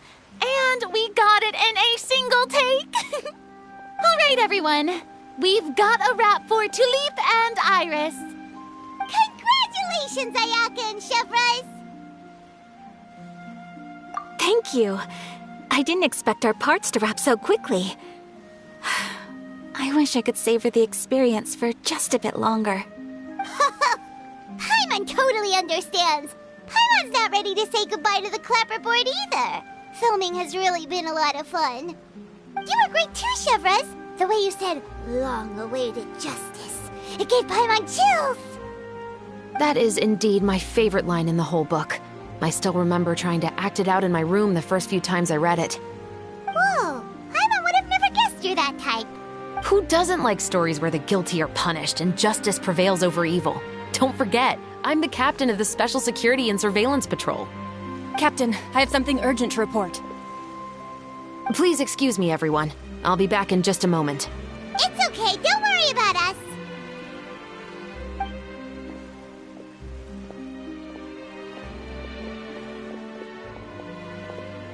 Oh? Was she whisked away by work already? I was just about to tell her how great she did. It seemed like some urgent official business. Then perhaps we should thank the stars that we were able to wrap both of your parts so quickly today. Switching around the filming schedule would have been a real pain. Anyway, I actually came over to let everyone know that we're all done for today. You can go home and get some rest. And one last thing, Miss Ayaka. Your acting skills today were immaculate as always. Are you sure you won't consider taking up full-time acting? See, I just happen to know this great troupe that's still looking for a lead actress. Thank you for your kind words, Director Farina. Unfortunately, there are still many matters that I have to take care of back home at the Yashiro Commission. I cannot remain in Fontaine to pursue an acting career. Nevertheless, I will make sure to treasure this incredible opportunity in my heart. Oh, that's a shame. But I understand. Just let me know if you ever change your mind. I believe it's also about time for me to take my leave. But hopefully I'll see you on set over the next few days. Even though my part's wrapped, I'd still like to swing by and help out the crew. See you tomorrow, Traveler and Paimon. Yep, see you tomorrow! Well, what should we do next? Maybe we'll go investigate the case some more with Shivers today. Traveler, Paimon, please come with me. Huh? Where are we going? You could say that our ship has finally chanced upon one of those small, remote islands of intel.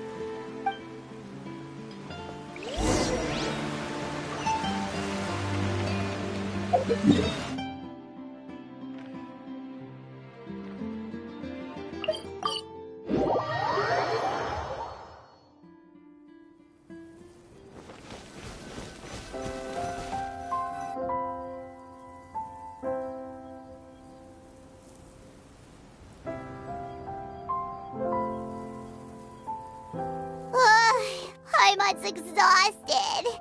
Paimon definitely didn't expect having to float this far after a full day of filming. So, Chevres, why did you take us here? Affirmative. It wasn't anything conclusive, but it should show us a clear way forward. Have you ever heard of someone by the name of Emily? Oh, you mean that famous perfumer? She's a good friend of mine. She's lent me her aid several times in the past to resolve some difficult cases. After I discovered the rainbow rose at the scene of the murder, I sent it to her. After all, she's probably the foremost expert on flowers and scents in all of Fontaine. And then? There was nothing remarkable about the flower or the trace amounts of soil left on it. But according to Emily, the rainbow rose left by the killer was derived from a very rare cultivar. Huh. Paimon didn't know that there were different varieties of rainbow rose. Paimon just thought they grew everywhere in the wild. Flowers that are deliberately cultivated will always show some different features from those that bloom in the wild. We already knew that the rose left at the scene belonged to a special cultivar, but with Emily's expertise, we were able to pinpoint the place where it was first picked from. Oh, Paimon gets it now. So whoever first planted that rainbow rose was probably the killer. Precisely. And after we checked what we learned against some sales records from the past, we discovered that there's only one person in all of Fontaine who could grow and sell this specific cultivar. Really? And who is it? It's the novelist. But didn't you say he had an alibi? To be clear, I haven't changed my mind about him. I still don't think he was the one who pulled the trigger.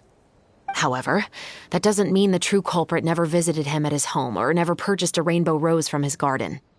Whatever the case, we will have to confirm a number of things with him.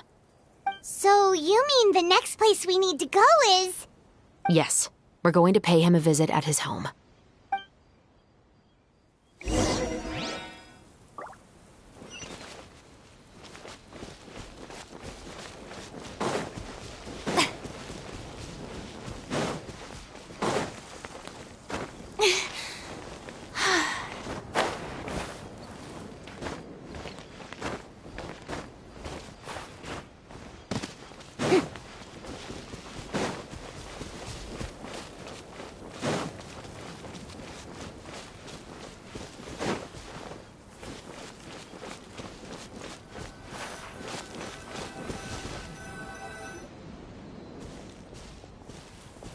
That should be his house. There are so many Gardamex stationed around the place. That's pretty unusual, right? According to what he told me last time we spoke, he hired them so he won't be harassed or disturbed. Huh. So there are a lot of flowers in his garden, but Paimon doesn't think we'll be able to pick one without alerting the Gardamex. Right. Which is exactly why I think there has to be a special connection between him and the killer. So, should we knock? Just wait here for now. I'd like to take care of a number of those Gardamex first. But they're so far away. How are you planning to do that? Don't forget, Paimon, I'm actually the real-life captain of the Musketeers.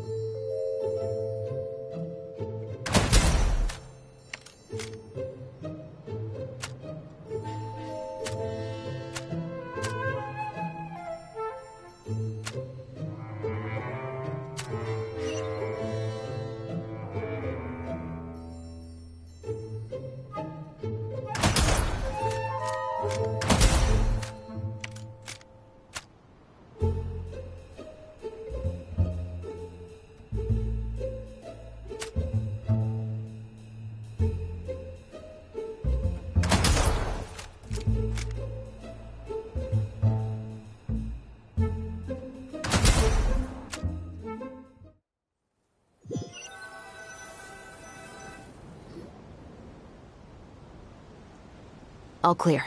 Let's go. Wait! Paimon's a little nervous now that we know he could be the killer. Can we go over our plan of action again? I'll go knock on the door and make sure it's safe inside. Once we're sure that we're in the clear, I'll ask him to come with us for a quick round of questioning at the guard's headquarters. But can't we just arrest him? We still have no evidence that he's the killer, or that he lent the killer any direct aid. Still, it would be appreciated if you could pick a rainbow rose from his garden for me while I'm talking to him. It'll help the Marachose Phantom confirm Emily's theory. Sure, no problem. Just be careful, Chevres.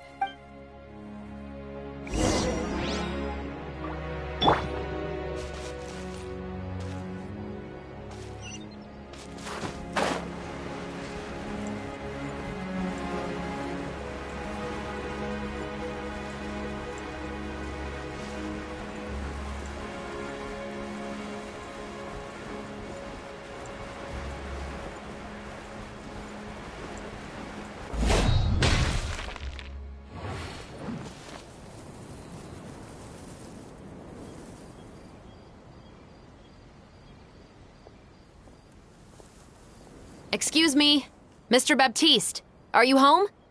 Who could it be at this hour? Oh, it's you, Officer Chevres. Would you mind accompanying me to the guard's headquarters, Mr. Baptiste?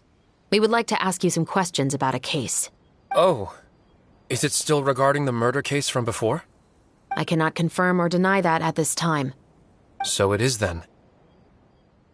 Listen, I need you to come with me, Mr. Baptiste. Miss Chevres, I'll save you the trouble. Oh, and you two over there? There's no need for you to pick my flowers either. It's not time for them to bloom yet. Oh! Okay.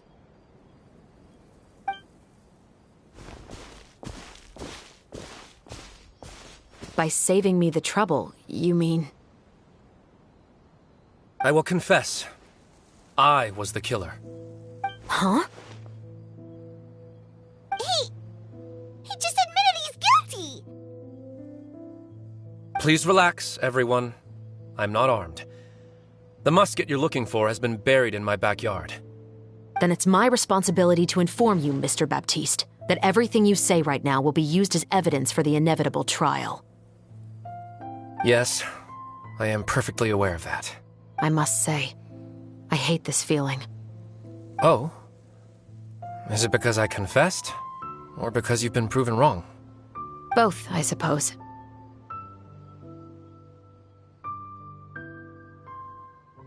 For the same reason as the one I wrote out in my novel, of course. I did it to exact revenge. I know you haven't figured out the link between the two of us. Had you done so, I'd have been taken away to the headquarters a long time ago. But that won't stop me from always remembering his grotesque face. After all, he was the one who killed my mother. Your mother is still healthy and well. You know, I was adopted as a child. I was referring to my birth mother. That was never recorded in the orphanage's records.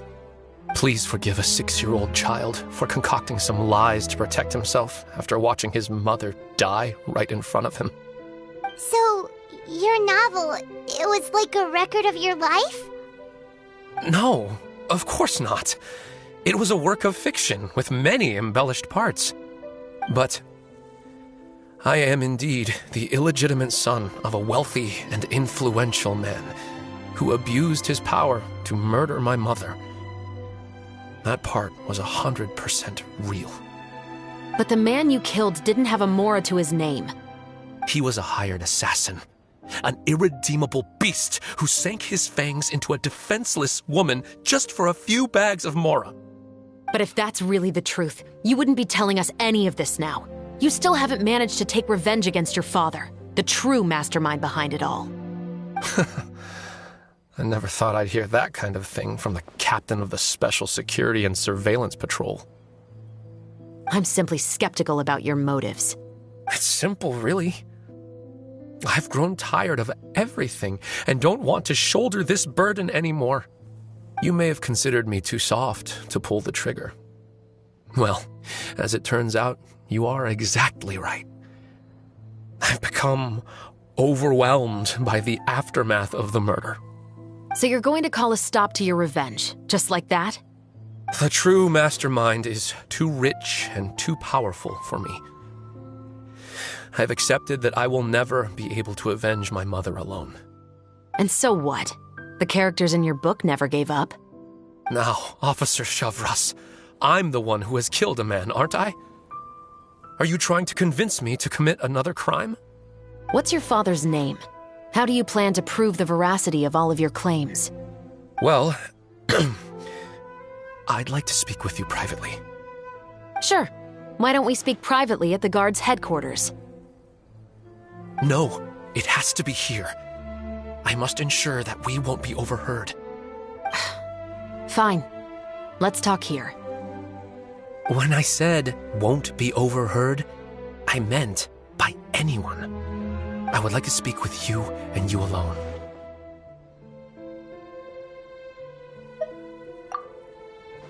Thanks. I appreciate it. Please stay safe, Shavras. All right. Let's hear it. Will you really believe what I'm about to say? Well, that depends on what you're going to tell me. Fair enough. Fair enough. Then listen closely.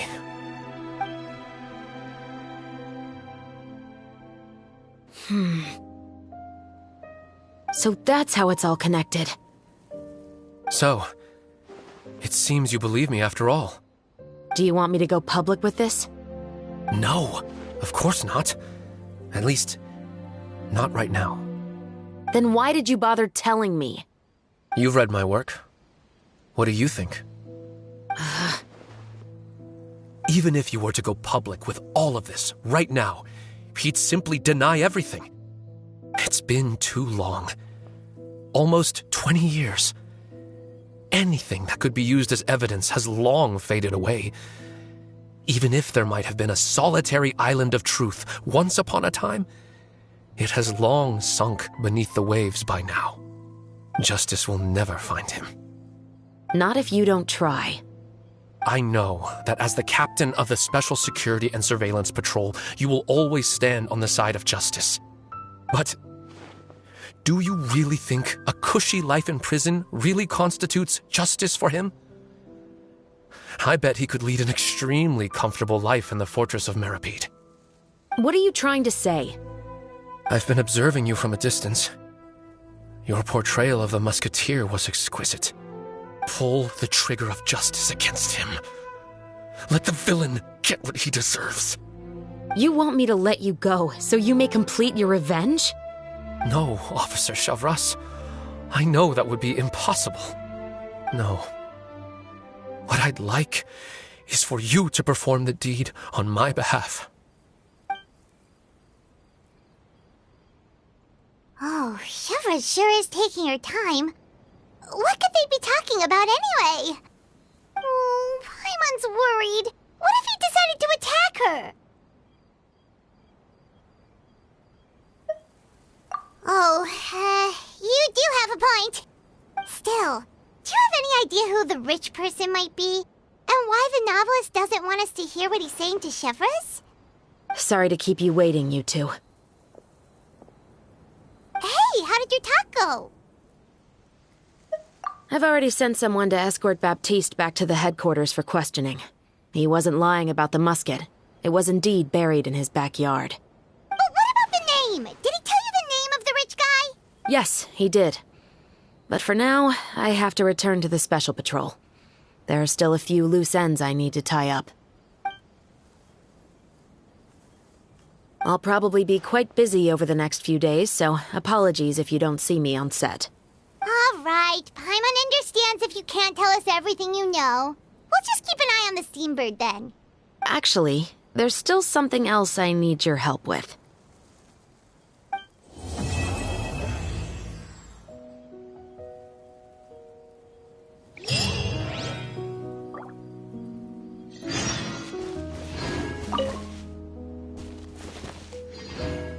This one's got your name on it!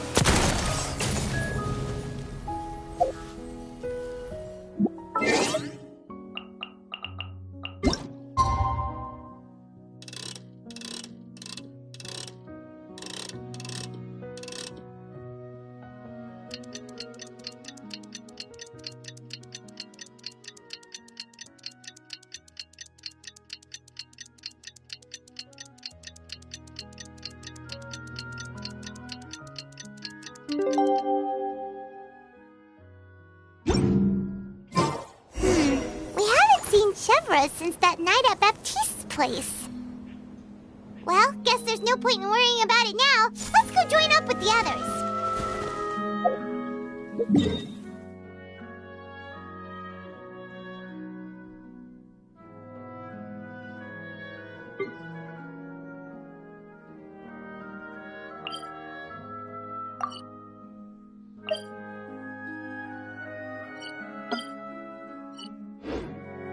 I really want to go traveling.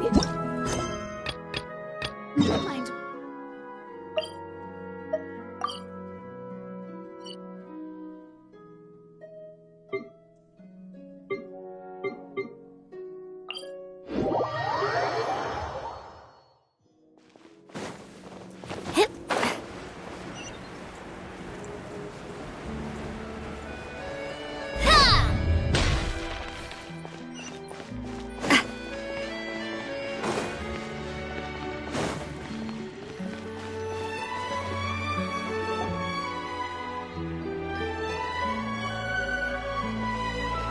Good morning! Hayaka and I were just talking about you. Is Chevres still not joining us today? Probably not. We haven't seen her either. Huh? That's such a pity. Director Farina said that we've only got a few small scenes left before wrapping up the entire thing. She even said that she'll get me into a couple scenes, so everyone will have a chance to shine in front of the camera. We were also planning on having a victory feast once we're all finished filming. You can join us, right? If only Chevros was here. I still haven't taken a photo with her. I'm afraid that can't be helped. Those Special Patrol folks are like phantoms when they've got a case on their hands. But to be honest, I'm even more concerned by what I read in the Steambird earlier this morning. It said that the killer in the murder case was none other than the author of the Two Musketeers. Oh yeah, I heard about that too. He came forward and confessed his crimes, but gave no explanation as to why he pulled the trigger. We didn't know about this case at all when we joined the film. Is it going to affect the reception of our work? From a pure publicity standpoint, this will draw a lot more attention to our film. I have to say, though, that no director can be perfectly comfortable with garnering attention through means other than artistic skill. To be fair, I feel like that ship sailed the moment you allowed yourself to be named as the director on our posters. It's not my fault that I'm super popular. What was that saying again?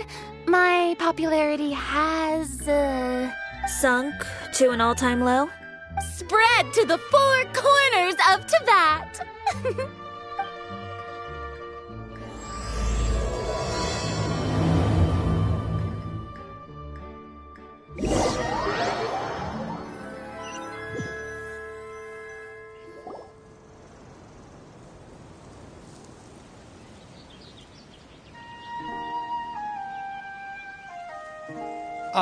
Excuse me, everyone. Xavier! Feels like it's been ages since we last saw you. I've been talking nonstop with the Film Association, and I'm absolutely swamped trying to coordinate the film's marketing. So forgive me for not being around more often, but please believe me when I say that I will make sure everyone's hard work gets the exposure it deserves. Oh, seems like you've been fighting your own battles. Yes, that's one way to put it. Oh, and before we begin the final round of filming, please allow me to finally introduce you to the original investor of our film, Mr. Morris. A pleasure to meet you all. Yes, glad to make your acquaintance, Mr. Morris. We've heard about the issues you've encountered with your financial situation, and genuinely hope that things have taken a turn for the better. Oh, well, the situation has indeed improved somewhat. Don't worry, Mr. Morris. Accidents and last-minute challenges happen all the time. There's no need to blame yourself over it. The good news is that we're almost done filming now, and I would even say that this is the best story I've ever seen. Is that so? I say that's... All right, now that we've gotten all the pleasantries out of the way, let's get this show on the road. We'll mostly be filming typical people and scenery from the streets today to improve the sense of environmental ambiance in some parts of the film. Oh, and there'll be a cameo for Mr. Kamisato and Miss Yoimiya as well. They'll be used to show outsider perspectives on the fates of the Two Musketeers. That's right. Ayato should be here any minute. Excellent! Then let's start with the scenery shots. Camera and clapper loader, you're up. Yep, we'll be ready. Remember, all we need are some wide zoom shots of the streets. If you happen to find some particularly lovely patches of flowers and grass, feel free to grab some close-ups of those as well. Ready? Lights! Camera! Action! Okay, now move the camera slowly. Try to focus on that flower. What's wrong? Just adjust the focal length a bit. Something the matter? But wasn't it working fine for all the days before? Veronique, can we try a different camera? No problem. How about this one? All right, let's give it another try. Lights! Camera! Action! Don't tell me. This one is broken too? Veronique, do we have any other spare ones we can use? I'm afraid we only brought these two today. What? Then go find a workshop to get them repaired right away. Oh, and you too, Bono. Go find our spare camera in the warehouse and bring it back to the set. On it. Greetings, everyone. My apologies for the delay. Is something the matter, Ayaka? It seems like there are some issues with the filming equipment today. We're stuck for the moment. I see.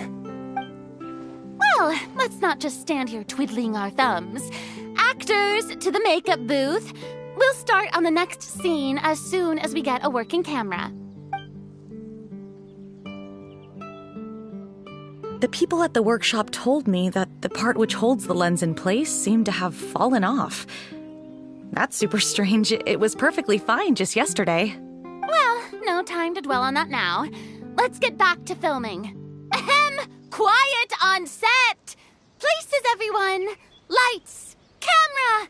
Action! By the way, have you heard about that recent murder case? Yes, I have. It seems that they've caused quite the commotion in the city. I heard that the chief of the guards is so mad about not catching the culprit that he's about to explode. Oh? I find that quite hard to imagine, considering how he already looks most days. Director, we have a problem. Oh, we're in the middle of a take! Couldn't you wait until we wrapped up this scene? No, Director, our film, all the finalized film that we've been keeping in the case has disappeared. Oh, wait, what did you say? Mr. Bonneau, please take me to where the film was kept right away. I'm coming too.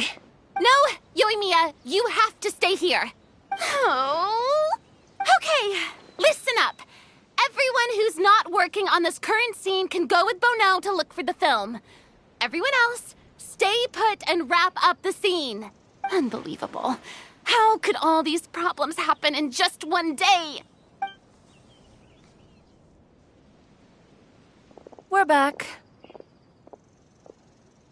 How did it go? Did you find the film?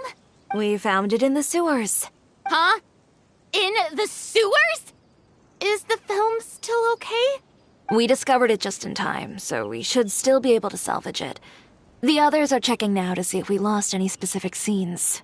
Oh, you scared me for a moment there. I nearly thought we had lost everything. I really don't want to experience that feeling of despair again. Okay, but who could have stolen the film and dumped it there?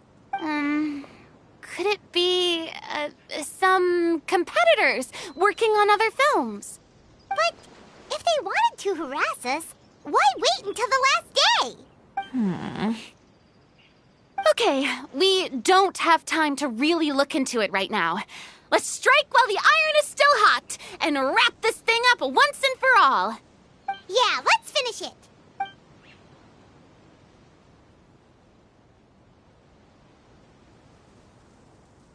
I would like to officially announce that our entry to the festival, The Two Musketeers, has now concluded filming!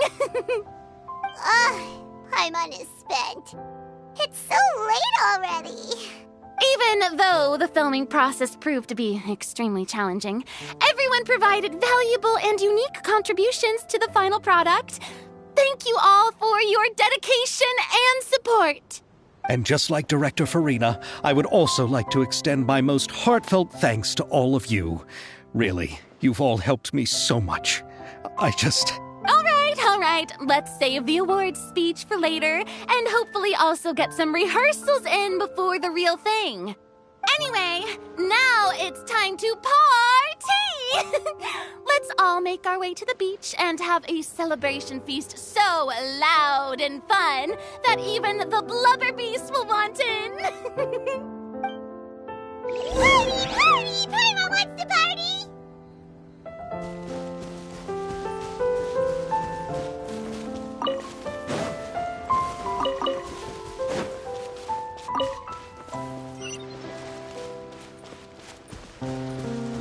Whoa, this place is hopping. Everyone's finally getting to relax after wrapping up the film. Have you ever seen a fireworks show, Mr. Morris? It's pretty amazing. I'm afraid I haven't, but I'll take your word for it. Let's go chat with someone. Hey, Ayato! How's your work been going? Everything went rather smoothly. Thank you for your concern. Ayato told me that we've already confirmed the dates for some Inazuma Fontaine cultural exchange events. So the next time we visit, we'll be doing so in our capacities as the representatives of the Yashiro Commission. Oh, that's great! Then maybe Paimon will be able to find Fontaine detective novels in Inazuma from now on! Oh, wait. Wouldn't Yaimiko get upset if that happens? That would be stealing some of her business. You've got a point. She's always complaining that light novels have become bland and too predictable after all. The cultural exchange won't only feature literatures of both nations, of course. We have also made plans for cross-cultural engagements in the fields of gourmet cuisine, toy making, and artisan craftsmanship. Whoa! Paimon's getting super excited now! When the time comes, be sure to visit and participate in all the events.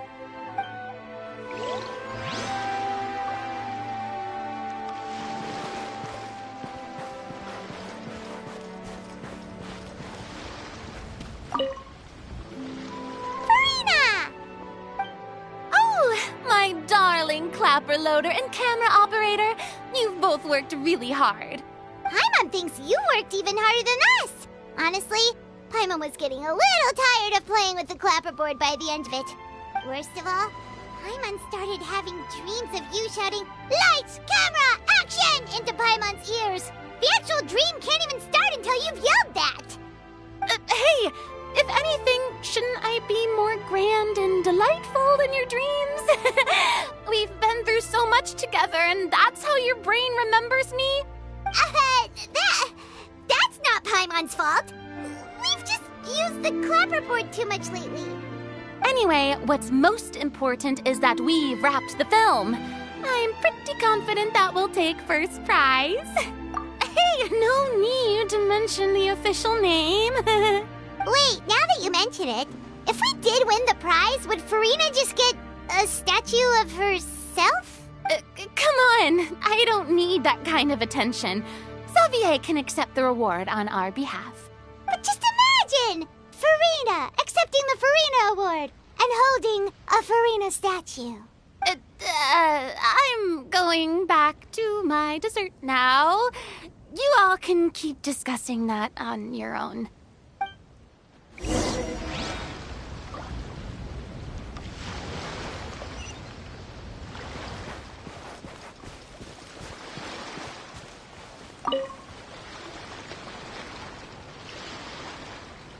Chiori! Hey, you two. Are you not really into these kinds of big social occasions? Not particularly. But this is still better than Fontaine Fashion Week. But if this film becomes a big hit, people will definitely come flocking to your shop. Yes, that's highly likely. As long as the film can premiere as planned. Are you still worried about the case? That and all the obstacles we had to face today. You're right. It's as if all our bad luck just manifested at once. But why today of all days? No, it's nothing. We've already delivered the film to the editors, so there should be nothing more to worry about. How are you doing, Mr. Morris? You having a good time? Well, you could say that. Do you happen to know when the party is scheduled to end? Judging by how much fun everyone's having, I'd say probably not until well after midnight. Is there something that you still have to take care of at home, Mr. Morris? Oh, well, I'm just not a late night person, so I might take off shortly. Oh, no! Silly me. I almost forgot something super important. Oh, what is it? I prepared a whole batch of fireworks for the party, but I forgot to bring them over from the warehouse. Fireworks, you say? That's, truly a pity. Sorry things didn't go as planned. Could you help me carry them over, Mr. Morris? I won't be able to fetch all of them by myself. Me? Are you sure that you can't find anyone else? I just wanted to make this a surprise for everyone. The warehouse isn't far from here. We'll be there in no time. Pretty please, Mr. Morris. These are some of the best fireworks I've ever made. So I also want you to see them before you leave. They're stunning. I promise that they'll be a once-in-a-lifetime experience that you'll never forget. But... It's okay. Just come with me. If we're sneaky enough, nobody else will see us leaving. All right. The warehouse is right over here. I moved the fireworks there in advance, so it shouldn't be too much work bringing them back. It's still a ways away from the party. Sorry about that, Mr. Morris. It's probably because I'm used to carrying fireworks all the time, so it doesn't feel like a lot of work to me.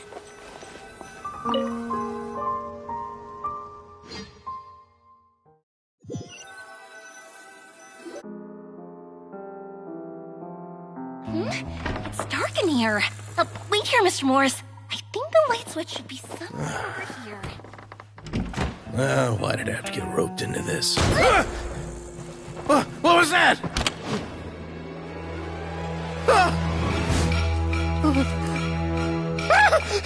Who's there? Get me out! Get me out of here! Did you really think you'd get away, Morris?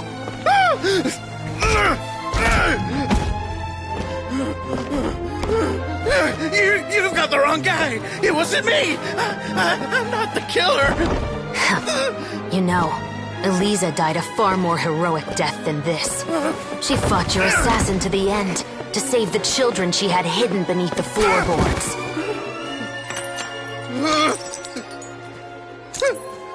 That is Eliza's pendant. The one with a photo of you two inside. The one you gave her. Ring any bells? It's a fake! It has to be! There's no way! No way your assassin didn't destroy it, you mean?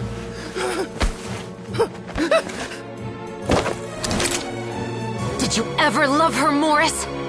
Or was killing her always the plan? No, please. Listen to me. I told Eliza to keep us a secret. I paid her plenty for her silence. I never thought she'd keep the child. Everything was gonna come out, and I had no choice. She'd force my hand. No! I'm begging you. I have money. Just name your price, please. You can keep your Mora, and you can go to hell.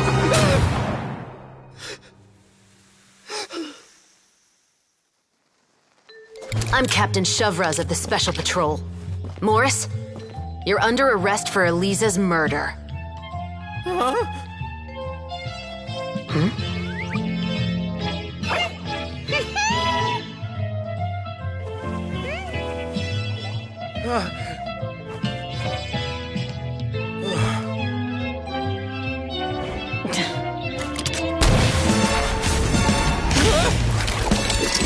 You're under arrest too, prop manager Veronique. Or perhaps I should call you the Second Musketeer.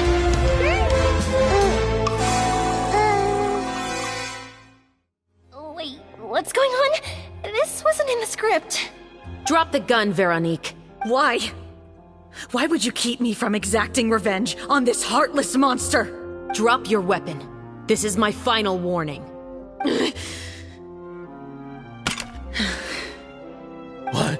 What is going on?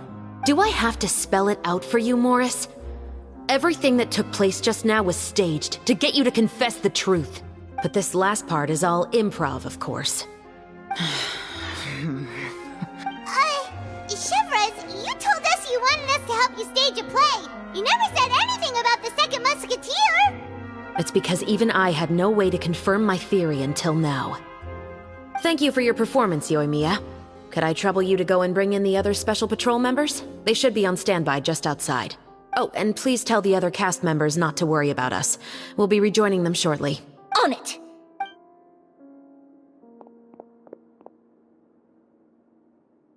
So what do you think, Morris? Care to talk about what happened 20 years ago? My patience is limited, you know. Don't force me to take you back to the interrogation room. I'd wager that you wouldn't last for more than a minute in there. With the recording we made, you have no chance of winning in court.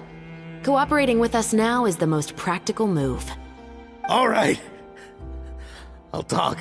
I hired an assassin to murder Eliza. She once worked as a maid on my family's estate. She was very beautiful, and after some time I fell for her. We kept our relationship a secret and carried out an affair for some time, but it wasn't long before she became pregnant. And if my parents ever found out, they would have stripped me of my inheritance and status, driven me out of my home. I also didn't expect Elisa to insist on bringing the pregnancy to term. She even asked me to leave my family and travel far, far away with her. She believed that you were truly in love with her. I didn't have a choice. I gave her a large sum of mora, told her to leave the family and to get rid of the baby. But then years later, she sent me a letter. There were photos of 2 children, and she even asked if I could find some time to visit them. Huh? 2 children? Paimon thought Baptiste was the only... you mean... Even if she had the children against your will, you could have just ignored the letter entirely. Why kill her? I had just gotten engaged to be married to an heiress from another wealthy family. So if anyone were to find out about Elisa, my life would be completely ruined. I didn't have a choice. No. You always had a choice. You just made the wrong choice. Again. Do you know how it feels to watch your mother be killed right in front of you? My brother and I were hardly even school age yet. We were hidden beneath the floorboards, grasping each other's hands like a lifeline. We were so terrified that we didn't even know we could ever take a breath. All we could do was to watch Mother try to fight back, and then collapse to the floor. Even after the assassin left, we were still too terrified to leave our hiding spot. We thought that he might come back. It was only until the next evening when we finally climbed out and gathered around our mother. But she had already become cold and stiff to the touch. You made up your mind right then and there to bring this case to light. Not only that, we resolved to get our revenge. And that's why you became the Musketeers. No, that's why I became a Musketeer. The man from before was also killed by me. My brother had nothing to do with it. I figured as much. You did? I once told these 2 that he didn't look like a killer to me. His confession from that night also rubbed me the wrong way. I think what really tipped me off was, how could I not feel a sense of regret in him? Huh? He confessed faster than any criminal I've ever met, but he didn't say a single word about you. He insisted that he was the sole perpetrator in the case. But after the questioning ended, I disassembled the musket we dug up from his backyard, put it in front of him, and told him to reassemble it. Wanna guess how far he got? He had no idea where to even start. He's never touched a gun in his life. Based on that, I determined that he was not acting alone. He only surrendered himself to draw our attention and create a moment of opportunity for his partner. So, I decided to play along. And as expected, the second musketeer followed us without hesitation once she saw Morris get separated from the rest of the cast. Besides, why else would he call the novel The Two Musketeers? But how did you know it was Veronique? I figured it out the moment Baptiste told me his father's name. That so-called financial crisis was all just a ruse. He just wanted to sign up as the investor and then leave the film without any source of funding. After all, he has a vested interest in minimizing the reach of this story.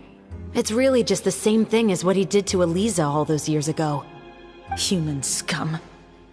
But then Xavier pulled out all the stops and got the film made against all odds. Morris couldn't have that. With the killer in custody, he figured it was safe to act. And so he came to visit the set today, just as I expected. Wait, so you were behind all those mishaps today? As for the identity of the second musketeer, I assumed they'd probably stay close to Morris and look for an opening.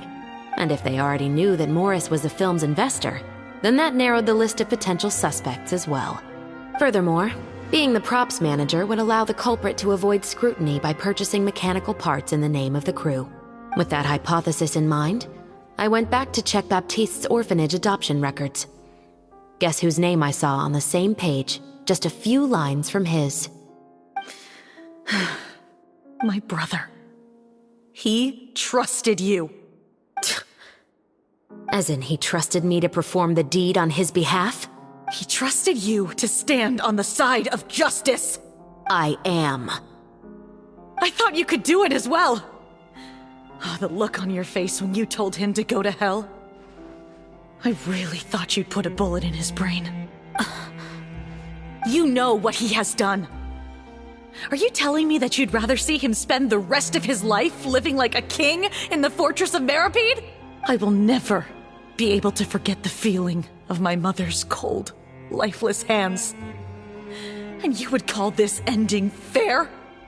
Is this what you call justice? I won't lie, Veronique. I did hesitate when your brother first told me about the truth. I wondered. I agonized over whether I should really put a bullet in his head. So why don't you? Because that should never be how justice is carried out in this world.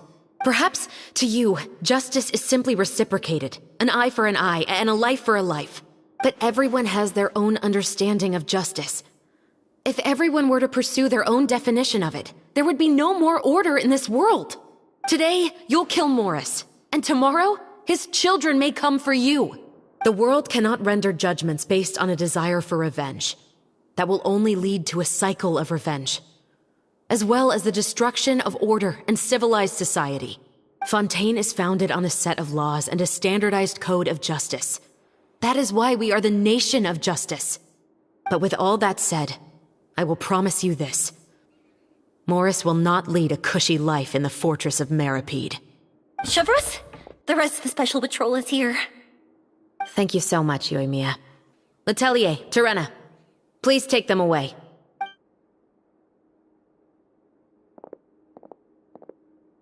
I still can't agree with your reasoning. I know. Justice has not been delivered. At least, not today. Chevros. Let's go. We should give an explanation to the crew. Thank you for your concern. I'm fine. I'm just thinking about the things in life that have driven people to take justice into their own hands.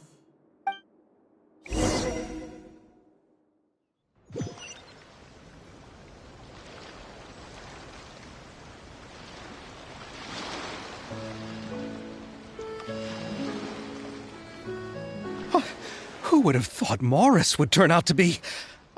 I'm at a loss of words. How could he have done something like this?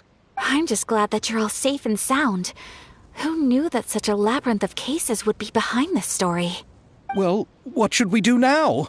We have a finished film, of course, but should we still go ahead with the premiere? What do you mean? Shouldn't you be even more motivated to spread the word now that you've learned the truth? Shiori is right. I'd also like more people to see this story for themselves. But the real ending of the story seems to have deviated somewhat from the one in the script. Is that still acceptable to you, Miss Chevros? The call is yours. We still have time to reshoot an ending if that's what you'd like. No, it's fine as is. I like what we have for the catharsis. Romanticism is what gives works of art their appeal. Fiction is able to explore means of restitution that could never work in real life. Just like the real world, the world of stories also has its own set of rules and justice. These different possibilities are what initially drew me to reading in the first place. Sounds good to me. I support your decision. What about Veronique? Will she be okay? She will soon face her judgment alongside her brother and Morris. If I had to guess, they'll probably all be sent to the fortress of Meripede. I'll make sure to give Risley a heads up about it. Oh, you mean that kind of heads up?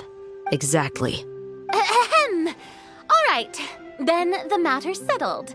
Now that everything's been taken care of, there's no reason for us to keep looking all gloomy and grumpy. Let's get back to the feast and enjoy each other's company. We'll be starting the post-production process tomorrow. You should join us, Chevros. You missed the first few hours of the party, didn't you? All right. Count me in. Then I'll wait for you over there. There's still some good news that I'd like to share with Chevros. Traveler, Paimon, could you wait for me by the sea after the party ends? I'd like to go on a brief walk with the two of you. Thank you very much.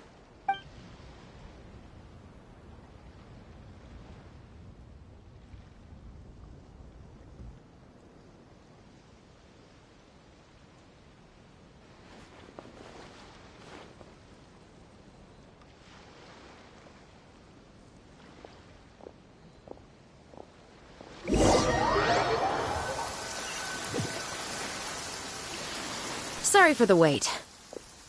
Oh, we weren't waiting long at all. Is there something else you wanted to tell us? No, I don't have anything new to share.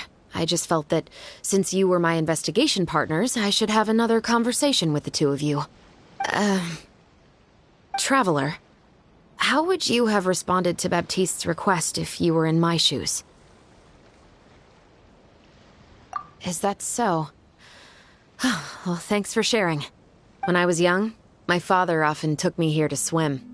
We'd come rain or shine, even when it was freezing cold. He told me that swimming was the best activity to train one's strength of will. You could never give up before reaching the shore, especially when the water was cold. Oh? Why's that? Because the moment you give up would be the moment you die. At that point, I still hadn't received my vision.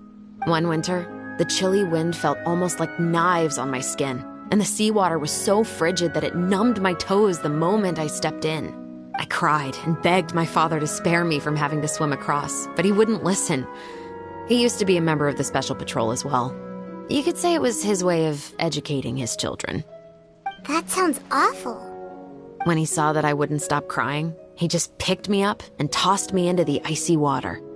The bone-chilling cold took away my senses. I couldn't feel anything but fear and rage. I waited for my father to save me, but one look and I knew he'd already started swimming for the opposite shore. I realized that if I were to give up, I really would die right then and there. I used all of my strength to try and catch up to my father. Those few minutes felt longer than my whole life up until that point. I did, however, make it to the other side. I've never felt afraid about anything in my life after that, nor have I ever cried again. That way of teaching would have never worked on Paimon. Yeah, I don't think that was the right method for anyone. It's just that, working now as I am in the pursuit of justice, I still sometimes feel like I've been tossed into that winter sea all over again. The anger and the helplessness. Chevreuse. But the worse I feel, the more I know to never give up.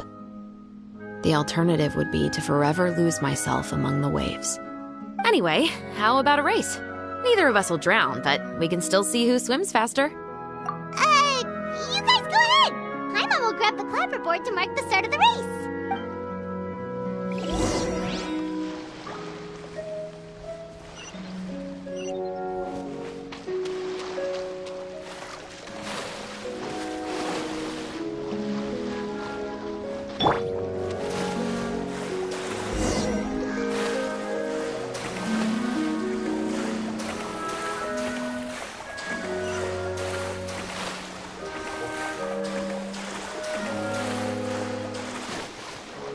Drop your weapons! Whoa, that felt good. You were so fast in the water, Chevreuse. You were swimming even faster than Paimon can fly.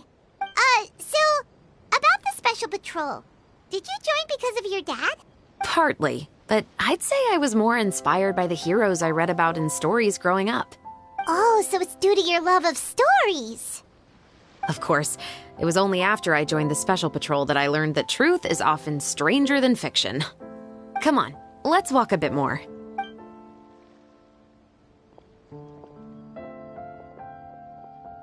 To be honest, I do sometimes question whether the decisions I make are the right ones.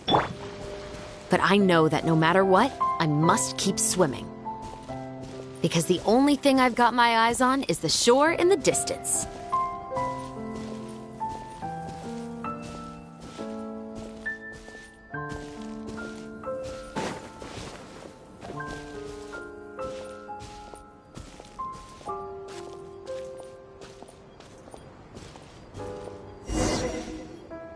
Thank you for coming on this walk with me. I feel a lot better after getting all that off my chest. Huh. We're nearly back at Baptiste's house. Huh. You're right. I didn't realize we were so close. He really did plant a lot of flowers. It's just like how he described it in the story. Huh? Wait. Paimon, Traveler, look! The rainbow roses in the garden. They're in full bloom now.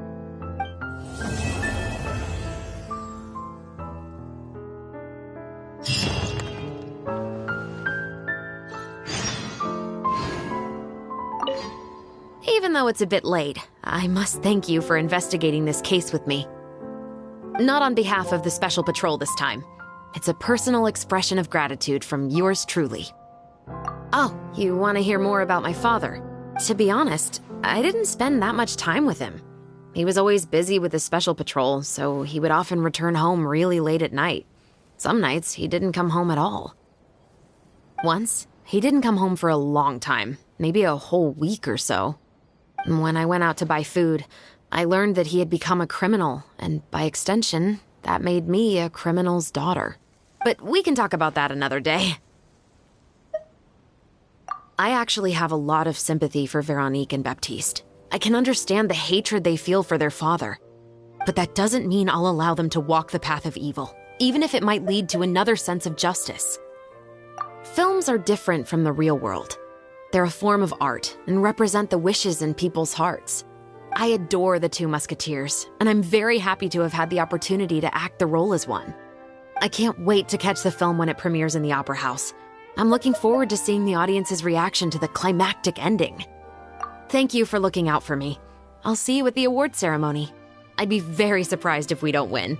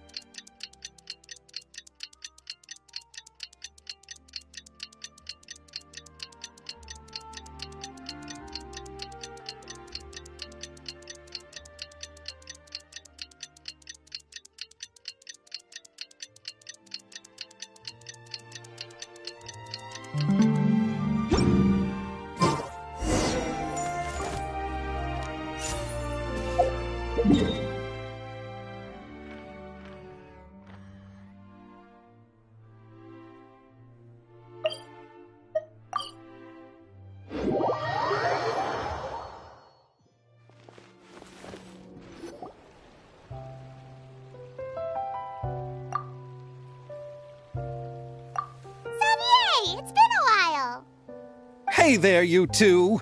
Sorry I've been scarce. I've been buried in marketing and preparing the film for release ever since we wrapped post-production. The award ceremony is today, right? Paimon wonders if we'll win the Farina Award. I'd give it a 90% chance.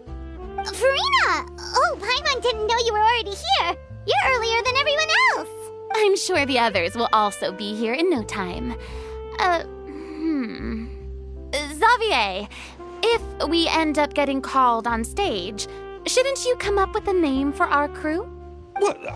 But we don't even know if we're going to win. I wouldn't want to jinx our chances by celebrating early. Just open your eyes! Surely you've seen the audience's reactions to our film. We've had nothing but critical acclaim. You've also had conversations with the Opera House's operating staff, right? Didn't they want to increase the number of showings? With the more you've made from the box office, you can now open your very own film company. But that's all credit to my amazing crew. You've all helped to make this a reality, so I can't be the only one asked to come up with a name. Well, give it some thought. I'm sure the crew will respect your choice. All right, but before that, Traveler and Paimon, could I trouble you to quickly pay a visit to the Fortress of Meripede? Huh? But shouldn't we stay for the award ceremony? I wanted to ask you two to invite Shavraz to join us at the ceremony. She's one of the lead roles, after all. I haven't been able to find her recently, so I haven't had the chance to invite her personally. According to the papers, the culprits of the Musket murder case will be personally escorted today by the captain of the Special Patrol to the Fortress of Meripede. Oh, Paimon gets it now.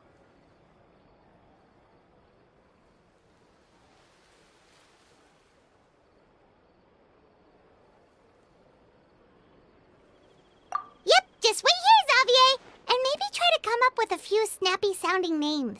All right, then I'll leave you to it.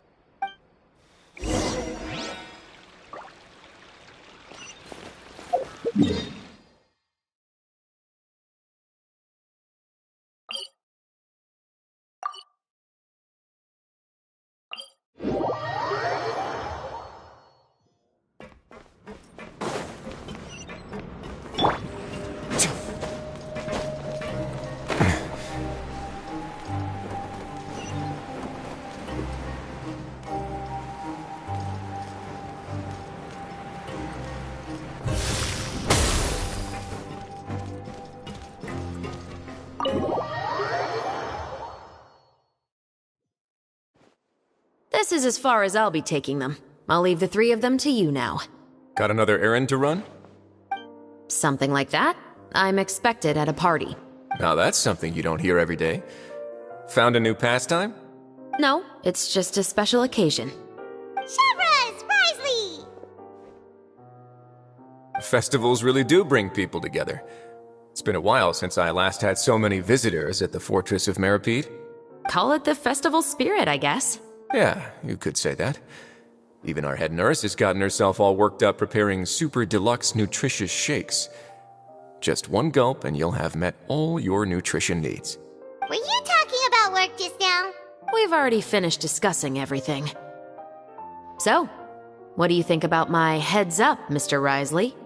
I believe I haven't yet made any promises or guarantees. But you also didn't shoot me down. Here, how about this? You could give everyone a copy of the newspaper. Perhaps on the day when the cover story happens to, oh, I don't know, expose a certain someone's misdeeds from 20 years ago? I suppose then a certain someone may soon find himself the most unlucky person in the Fortress of Meripede? While another two people will soon be hailed as heroes. Speaking of heroes, did you two need something from me? Actually, we're here for... You're here to invite me to the party, right? Don't worry, I didn't forget. Ooh, then let's head back right away! See you, Risley! Happy Fontanalia Festival! And the same to you.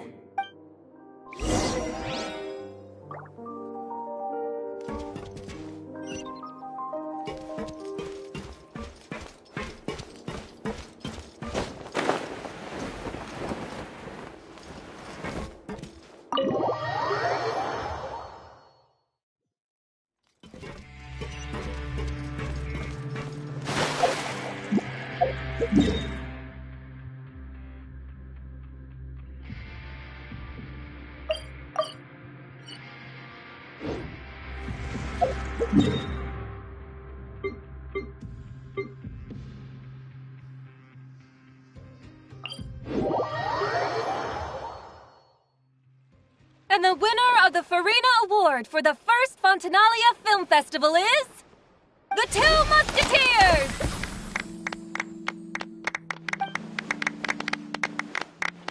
We won! We really won!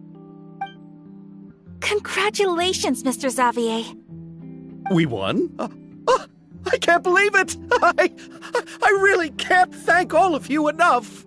See?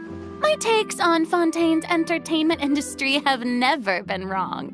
Now, please welcome to the stage the producer of The Two Musketeers, Mr. Xavier!